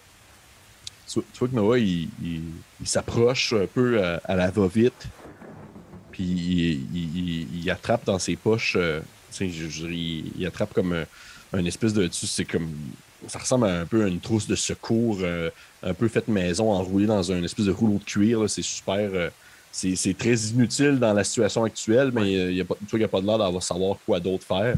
Puis il se penche, puis il commence à regarder, puis il fait, il dit, vous êtes sûr de tout ça?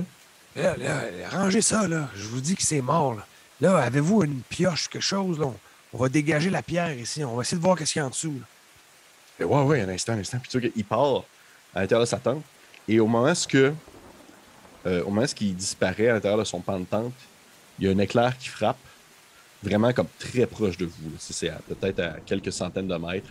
Ça vient faire un boucan, là. Ça se résonne, ça se répercute sur les pans de la montagne. Tu entends même comme des rochers qui commencent à tomber. Puis effectivement, tu dirais qu'un éboulis, c'est fort possible dans ces environs-là. Là. Mm-hmm. Et le temps de la lumière qui apparaît, qui vient un peu comme refléter sur le sol et aussi sur les murs et dans les arbres et tout ça, tu as le temps d'apercevoir dans le trou en question que tu viens de tirer, oui, une main, un bras, et tu vois également un visage qui est figé dans le temps, qui te fixe comme dans tes yeux, là, mais il est mort. Là. Mais elle bouge pas, elle est immobile. Une femme de peut-être début vingtaine. Et par contre, il y a quelque chose qui vient un peu t'alléger le cœur, alors que tu vois qu'autour d'elle, il y a plein de petites lueurs un peu or. Des petites lueurs de couleur d'or qui commencent à s'illuminer alors que l'éclair finit par disparaître. OK. Je vais quand même attendre que Noah revienne avec sa pioche. On va essayer de libérer ce qu'il y a en dessous. Puis on verra comment ça déboule, mais Comment ça déboule? Je pense pas que Noah il va finir cette aventure-là. OK. Fait que tu vois que Noah il revient sa pioche en main. Tu sais, c'est une belle pioche, super, comme la plus moderne, celle de l'année, la pioche de OK. 1897.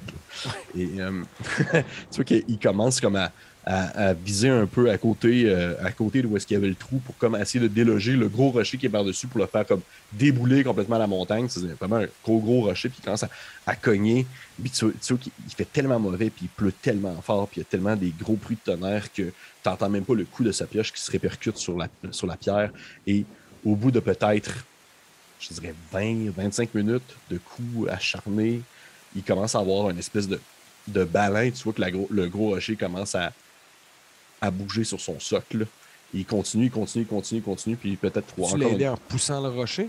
Oui, tu te dirais, oui, si tu veux. Tu pourrais faire un petit jet de force. Je te donnerais l'avantage puisque c'est comme un travail combiné avec Ah, une Noah. chance parce que j'ai roulé 16 sur le premier. Sur le deuxième, je roule 9. OK. Fait que tu vois qu'en travail d'équipe, il donne des coups sur la pioche, sur le coin de la roche. Toi, tu pousses, puis à un moment donné, tu perds presque pied alors que la roche se détache et commence à débouler, puis tu l'entends fracasser des arbustes, disparaître finalement dans l'obscurité du chemin en descendant. Et de ce fait, au moment où vraiment la pierre est délogée, c'était quand même une grosse pierre ronde, un peu accidentée. Tu vois la lumière, encore une fois, peut-être même de la tente qui vient un peu faire reflet sur les morceaux d'or brut qui se trouvent au travers d'un cadavre d'une femme d'environ 20 ans qui est complètement aplatie sous les rochers. T'sais, sa tête et son bras, les sections que tu as pu comme voir dans le noir, c'est comme c'est les seules parties de son corps qui sont un tant soit peu conservées parce que le reste, c'est aplati. Là. Tu vois que Ouais. c'est complètement étendu sur quelques mètres au travers des rochers.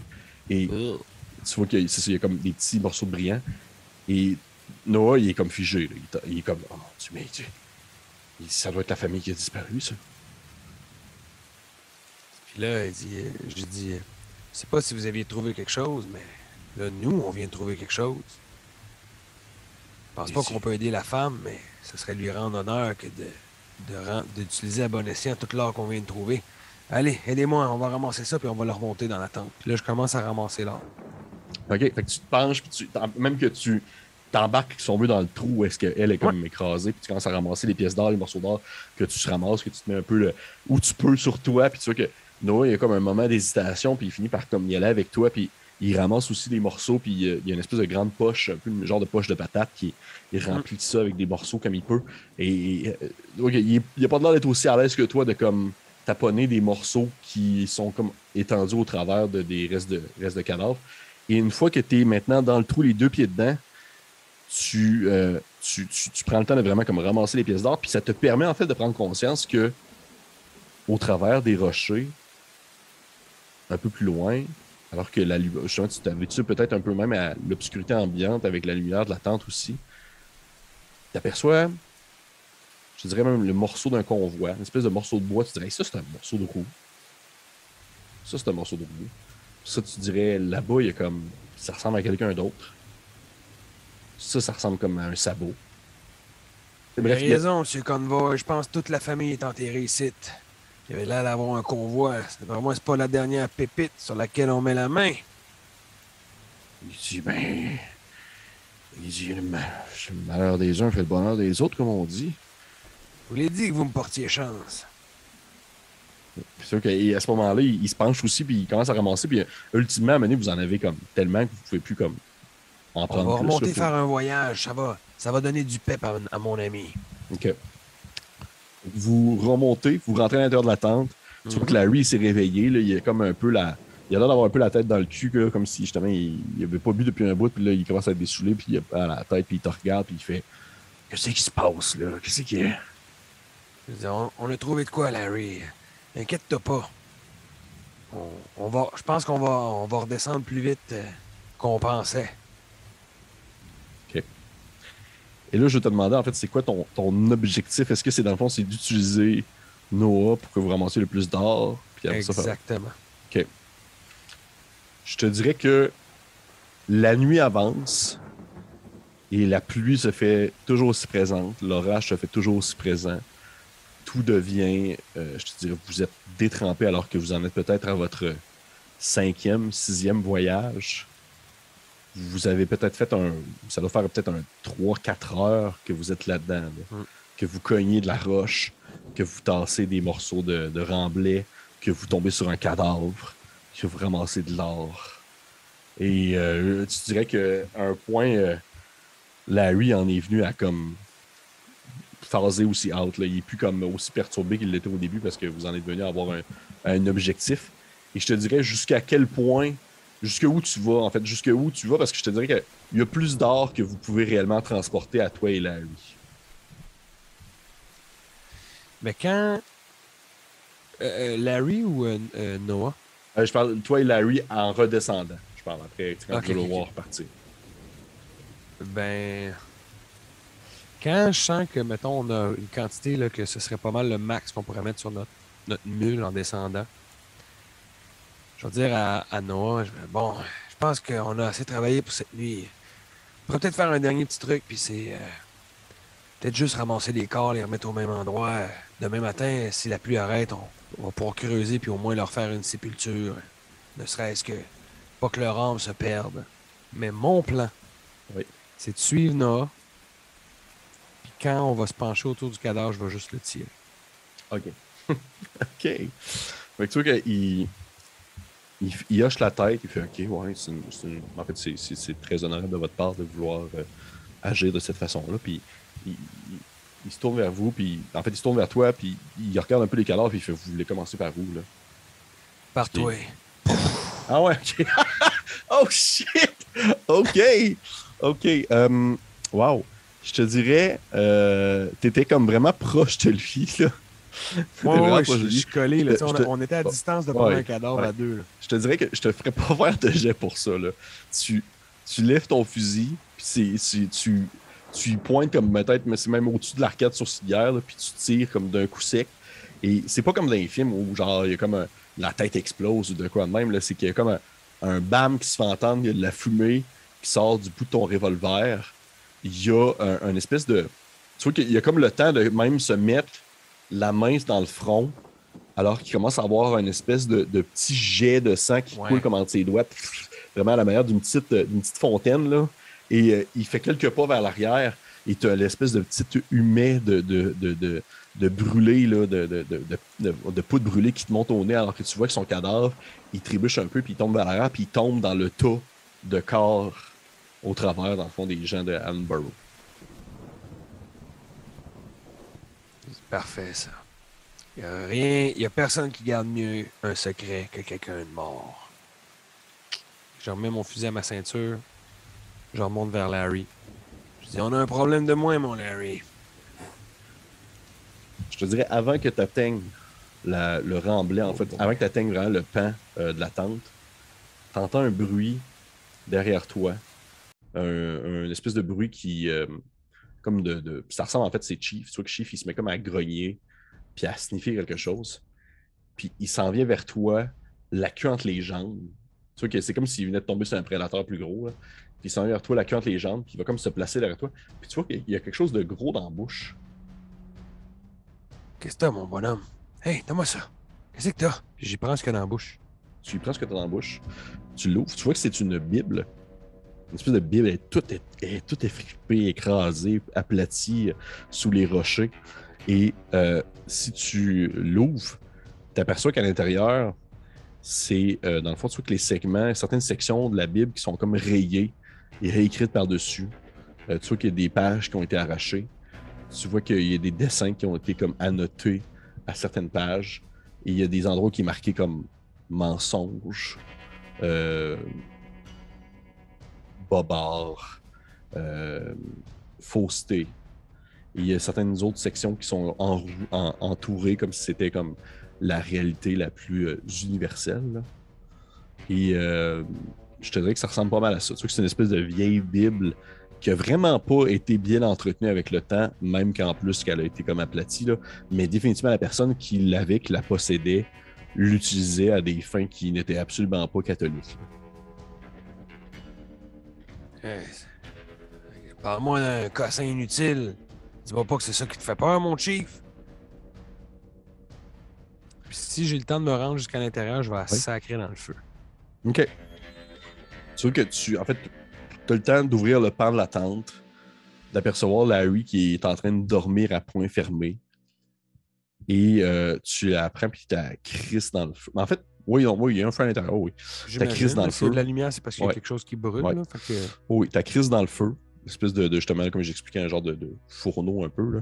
Et au moment où tu la crisses, tu entends une voix qui vient de l'extérieur qui dit il fait oh, vous pensez que c'est aussi facile que ça, hein, prendre le bien des autres? C'est qui parle? Est-ce que tu es rentré dans la tente ou tu es encore à l'extérieur à ce moment-là? Oui, je suis dans la tente, je vois pas c'est quoi qui est dehors. OK. Mais je te disais que ton remblai est ouvert. OK. Un éclair qui frappe, tu aperçois des formes à une certaine distance, des formes humaines. Et le temps que l'éclair termine de frapper, contrairement à la dernière fois, celles-ci disparaissent pas puis ont juste l'air de s'approcher tranquillement.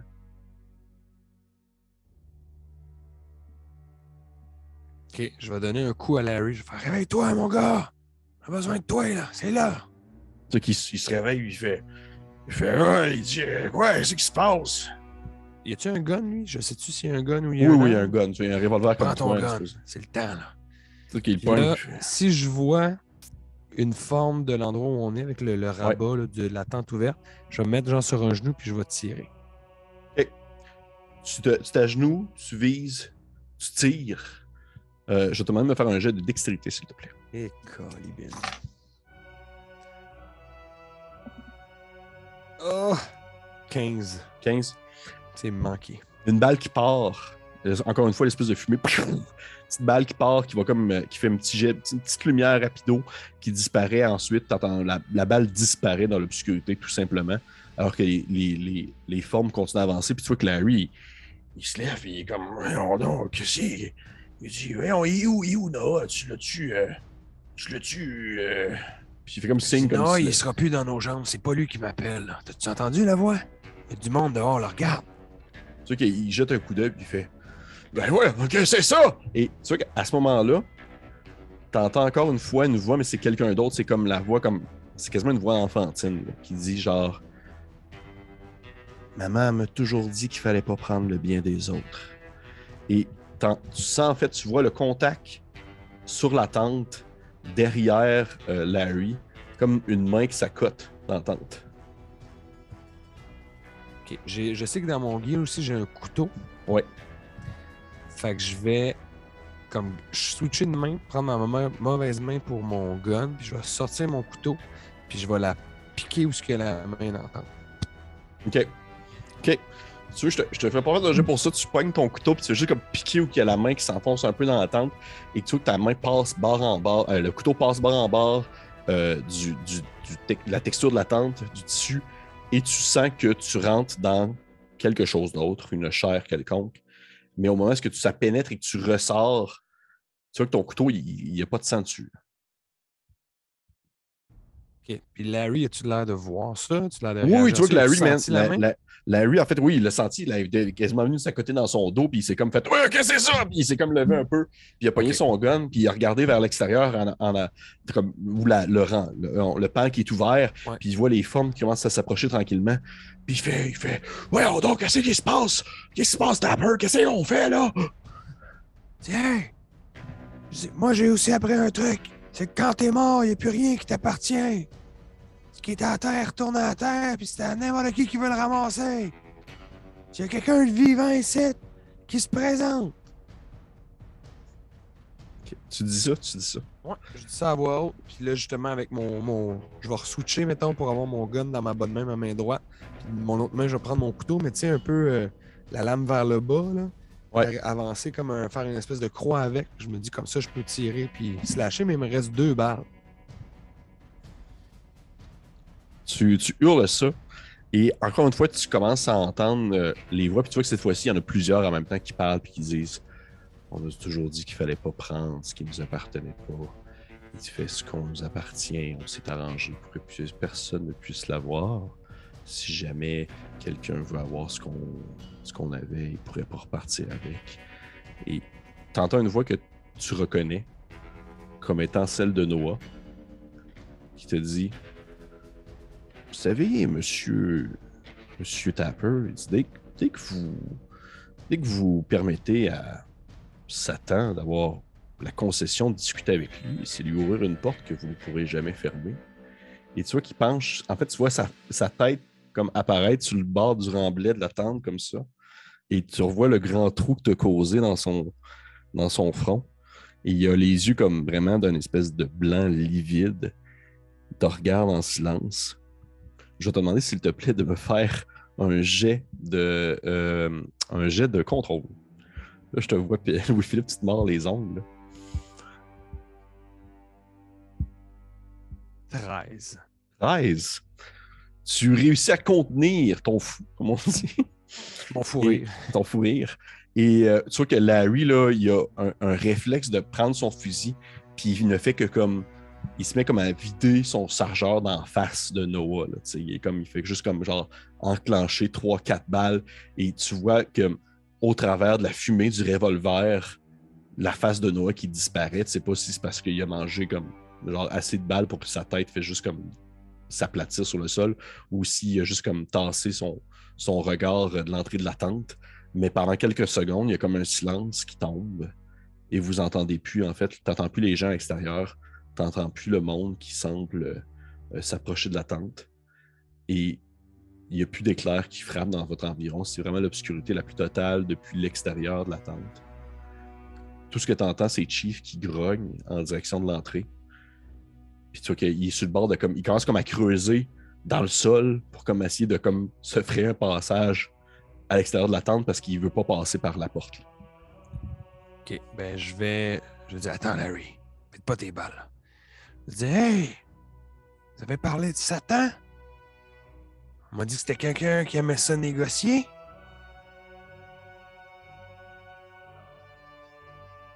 Ah, ok. Tu vois qu'il y a. T'entends une. Oui, vas-y. Ouais. Qu'est-ce que ça veut dire? C'est ça, je me dis juste, c'est tant qu'être rendu là, que là, on me dit que c'est Satan.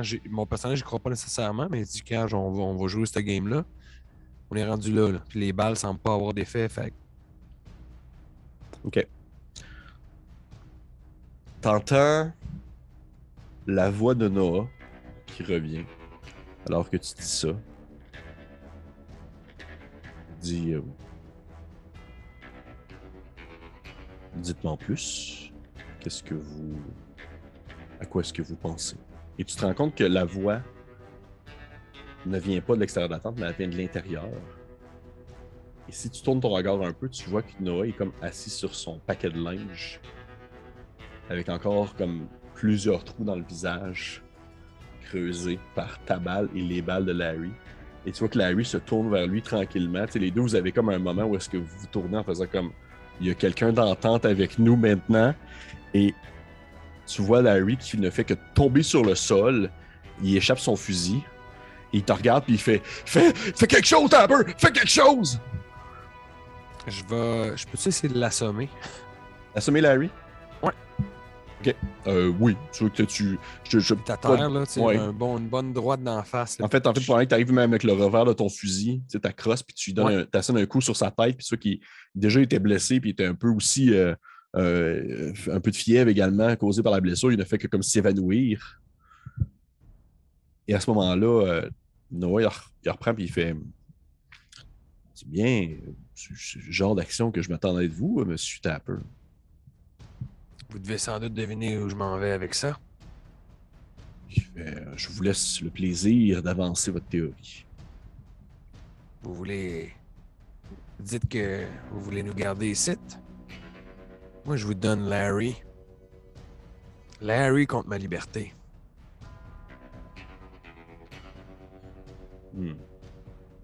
C'est bien vivant, vu, ça. C'est un solide gaillard. Il aura pas toujours la jambe pétée. Il y a de quoi faire, là. Je sais pas c'est quoi que vous préparez faire ici, là. Tout ce que je vous demande, c'est de pouvoir partir. Mais monsieur Tapper, comment vous dire ça? Il n'y a plus rien qui... Il n'y a plus rien vraiment qui nous retient dans le sens que si on veut votre monsieur Novak, c'est pas vivant qui va être utile, c'est mort. Il Je dit, peux vous arranger ça aussi. vous aussi, vous êtes plus intéressant à mort, Monsieur Tapper. Et tu vois qu'à ce moment-là, tu entends les bruits quand ça se rapprochait de la tente. Il dit, attendez. 2 affaires. Premièrement, pouvez-vous laisser sortir mon chien? Il n'y a pas besoin de voir ça. Tu dis ça? Ouais. Tu sais qu'il fait.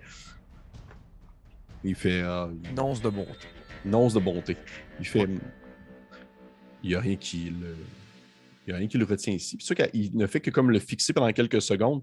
Et Chief, là, il voit Noah aussi. Et tu n'as jamais vu comme la peur ou l'effroi dans les yeux d'un animal à ce point-là.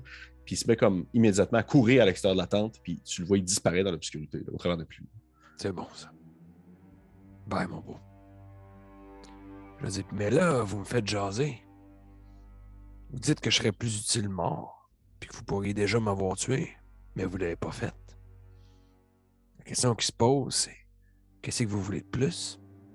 Qu'est-ce que je pourrais vous proposer? Tu sais qu'à ce moment-là, Noah, il jette un coup d'œil vers l'extérieur. Et il reste assez longtemps, son regard reste assez longtemps vers le pan de la pente ouverte que tu finis aussi à tourner un peu le regard. Et au moment où tu tournes le regard, tu aperçois toute la famille Aaronborough qui sont là, à la lumière de la tente. Ils sont tous morts, vêtus de leurs vêtements déchirés, écrasés. Il y en a plusieurs qui sont aplatis. Tu recroises le regard de la première femme que tu as vue à travers des rochers, qui te fixe en silence. Ils sont tous là, silencieux, le regard livide, le teint blême. Noé dit, on n'a jamais eu une très belle vie, puis au final, dans la mort non plus, on se rend compte qu'on n'est pas des bonnes personnes. On a été des menteurs, des voleurs, des criminels, un peu comme vous, au final, M. Tapper. Mais surtout, on n'aime pas ça être mauvais perdant, on n'aime pas ça être se faire prendre ce qui nous a été dû. Puis cette heure-là, on l'a trouvé, puis elle va rester ici. Fait que je pense que qu'est-ce qu'on pourrait faire, si vous le souhaitez, si on vous laisse en vie, mais quiconque qui passe par ce chemin-là, vous vous arrangez pour qu'il revienne jamais.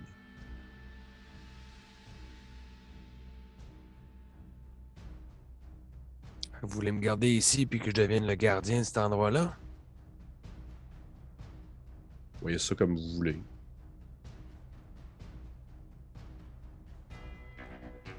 Avez-vous besoin de moi puis Larry pour ça? Non. Juste moi?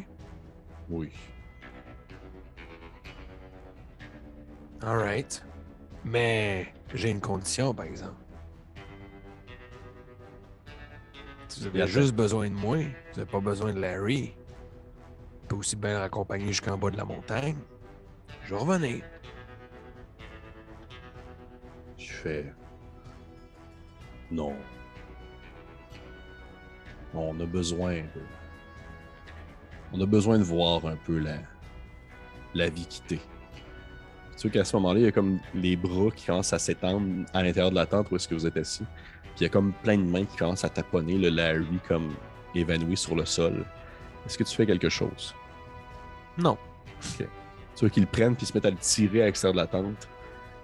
Et tu finis par tout simplement le voir disparaître au travers de l'amas de famille Aaronborough, décrépit. Puis tu sais pas qu'est-ce qui vient de son corps parce que de toute façon, il est évanoui. Mais t'entends comme le bruit de chair qui se fait déchirer. T'entends le bruit du linge qui se fait attacher.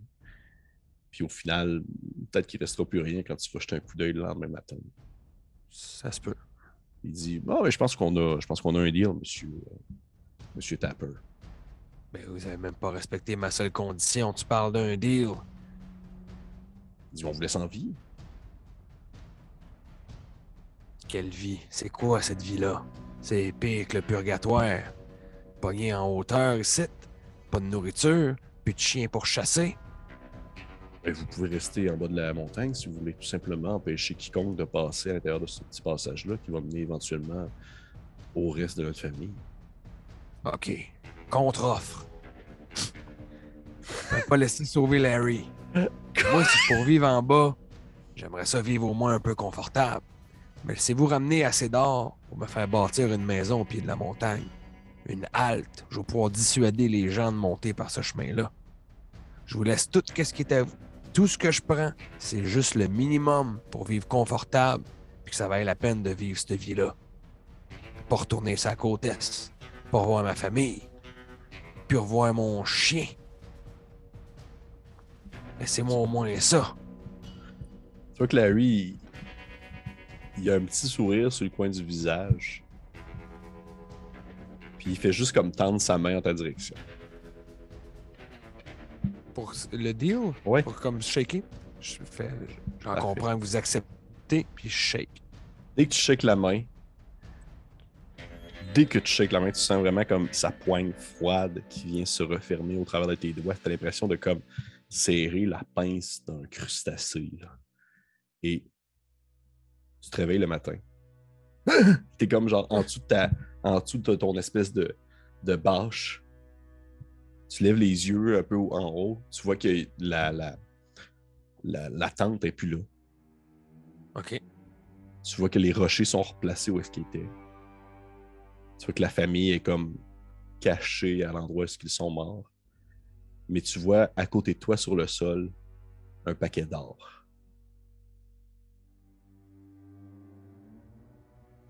Parfait. Fait que sans dire un mot, dans le silence le plus total, le silence du matin, je prends la poche d'or, embarque ça sur la mule, je commence la descente.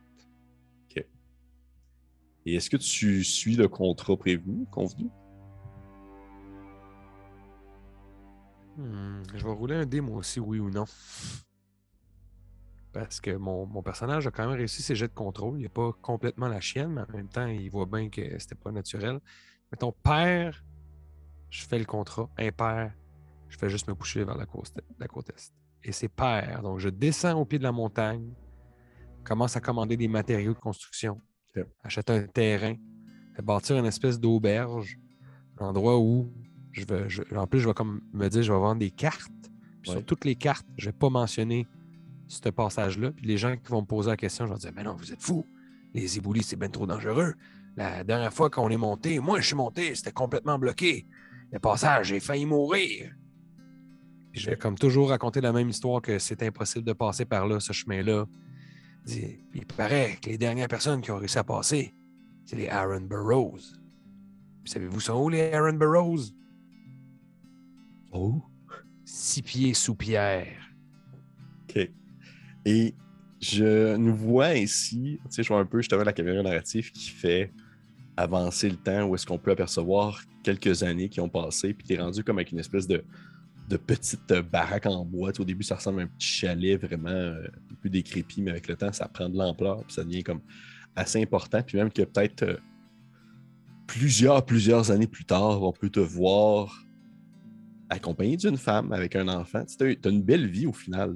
Tu as une belle vie, oui, dans un territoire un peu hostile, mais à mesure que les années passent, la ruée vers l'or finit par disparaître parce que les moyens de communication et les moyens de transport sont devenus très communs.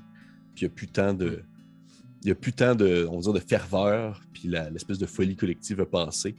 Et même qu'on peut apercevoir que on est rendu dans les années 1900, 1914, la Grande Guerre, même peut-être même 1930, où est-ce que tu commences à avoir un certain âge, que tes enfants sont partis faire quelque chose ailleurs. Il y en a qui sont partis aux États-Unis, il y en a qui sont partis à l'est du Canada, puis tu es rendu à un certain âge, puis souvent tu peux jeter le regard en levant la tête en direction du chemin qui mène à ce passage annexe à Chilkoot. Et tu repenses à cette fameuse nuit accompagnée de Larry qui a tout simplement disparu dans la montagne aussi. D'une vie où tu étais probablement un homme différent, j'imagine, parce qu'avec le temps, tu as dû... Exactement. Après avoir vécu ça, j'ai pas retué personne. Je me suis couché de bonne heure, fait mes affaires, me suis levé, travaillé fort, t'es honnête. Hein? Es-tu allé à l'église? J'allais à l'église. Ouais. Je me suis jamais confessé de ce que j'ai fait cette nuit-là, mais de tout le reste. Puis j'ai des petites prières pour les Burroughs. Probablement que à l'aube au travers de peut-être à ta dans l'âge de mi-70, 75, 76, t'es couché dans ton lit avec ta femme et vous êtes assez... tu repenses là, justement à ce moment-là quand même, parce que ça doit être quelque chose qui te passe par l'esprit à chaque jour, parce que jamais tu as revécu un contact avec l'au-delà de cette façon-là au courant de ta vie. Et tu sens un peu ce dernier souffle de ton existence qui sort tranquillement de ta bouche, alors que tu expires une dernière fois de ta vie, et tu as le temps d'apercevoir, durant ces quelques secondes-là, où tu es encore conscient, la pluie qui se fracasse à l'extérieur au travers d'une tempête qu'on n'a pas vue depuis des années. Et au moment où est-ce qu'un éclair frappe, des contours de corps qui te fixent depuis les fenêtres de ton logis, qui attend juste ta mort pour pouvoir t'accueillir parmi eux. Et c'est comme ça qu'on va terminer la partie de ce soir. Wow! Excellent! Hey, grosse game, man! Ben, mais hein? Ouh! Est-ce que tu considères d'ailleurs que c'était la bonne fin? Je ne sais pas si tu avais des En fait, j'ai fins absolument pas pensé à ça. J'ai zéro pensé à ce que tu allais faire un deal. Moi, pour l'air dans ma tête, je pensais que tu allais essayer de te tracer. Je pensais que tu allais essayer de te sauver. Ouais. Ben, je me suis dit oui, mais en même temps, vu que tu as comme parlé de Satan et tout, puis justement qu'il me parlait, je me suis dit, ben, peut-être qu'il y a quelque chose à négocier avec eux autres. Puis j'étais curieux de savoir c'est quoi. Fait que mon personnage était à la pêche aussi, mais ça fait très, oui, valse de la crypte l'histoire là, de quelqu'un qui fait un deal, mais c'est jamais fini, puis ça le hante pareil. Là, j'aime bien aimer ça. Ouais, t'as aimé ton expérience? Tu ça Hey, ben, t'as vu.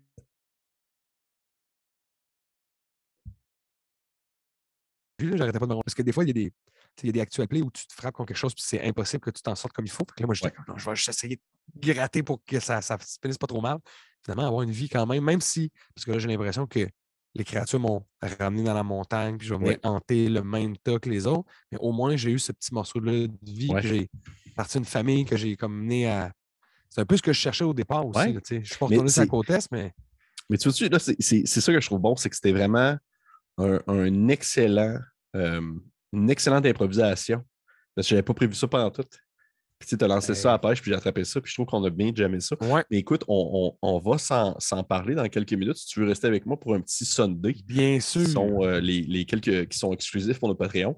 Donc, pour les gens qui nous ont écoutés, j'espère que vous avez apprécié cette valse qui est encore une fois très différente de la dernière, beaucoup plus atmosphérique, beaucoup plus dans son ambiance.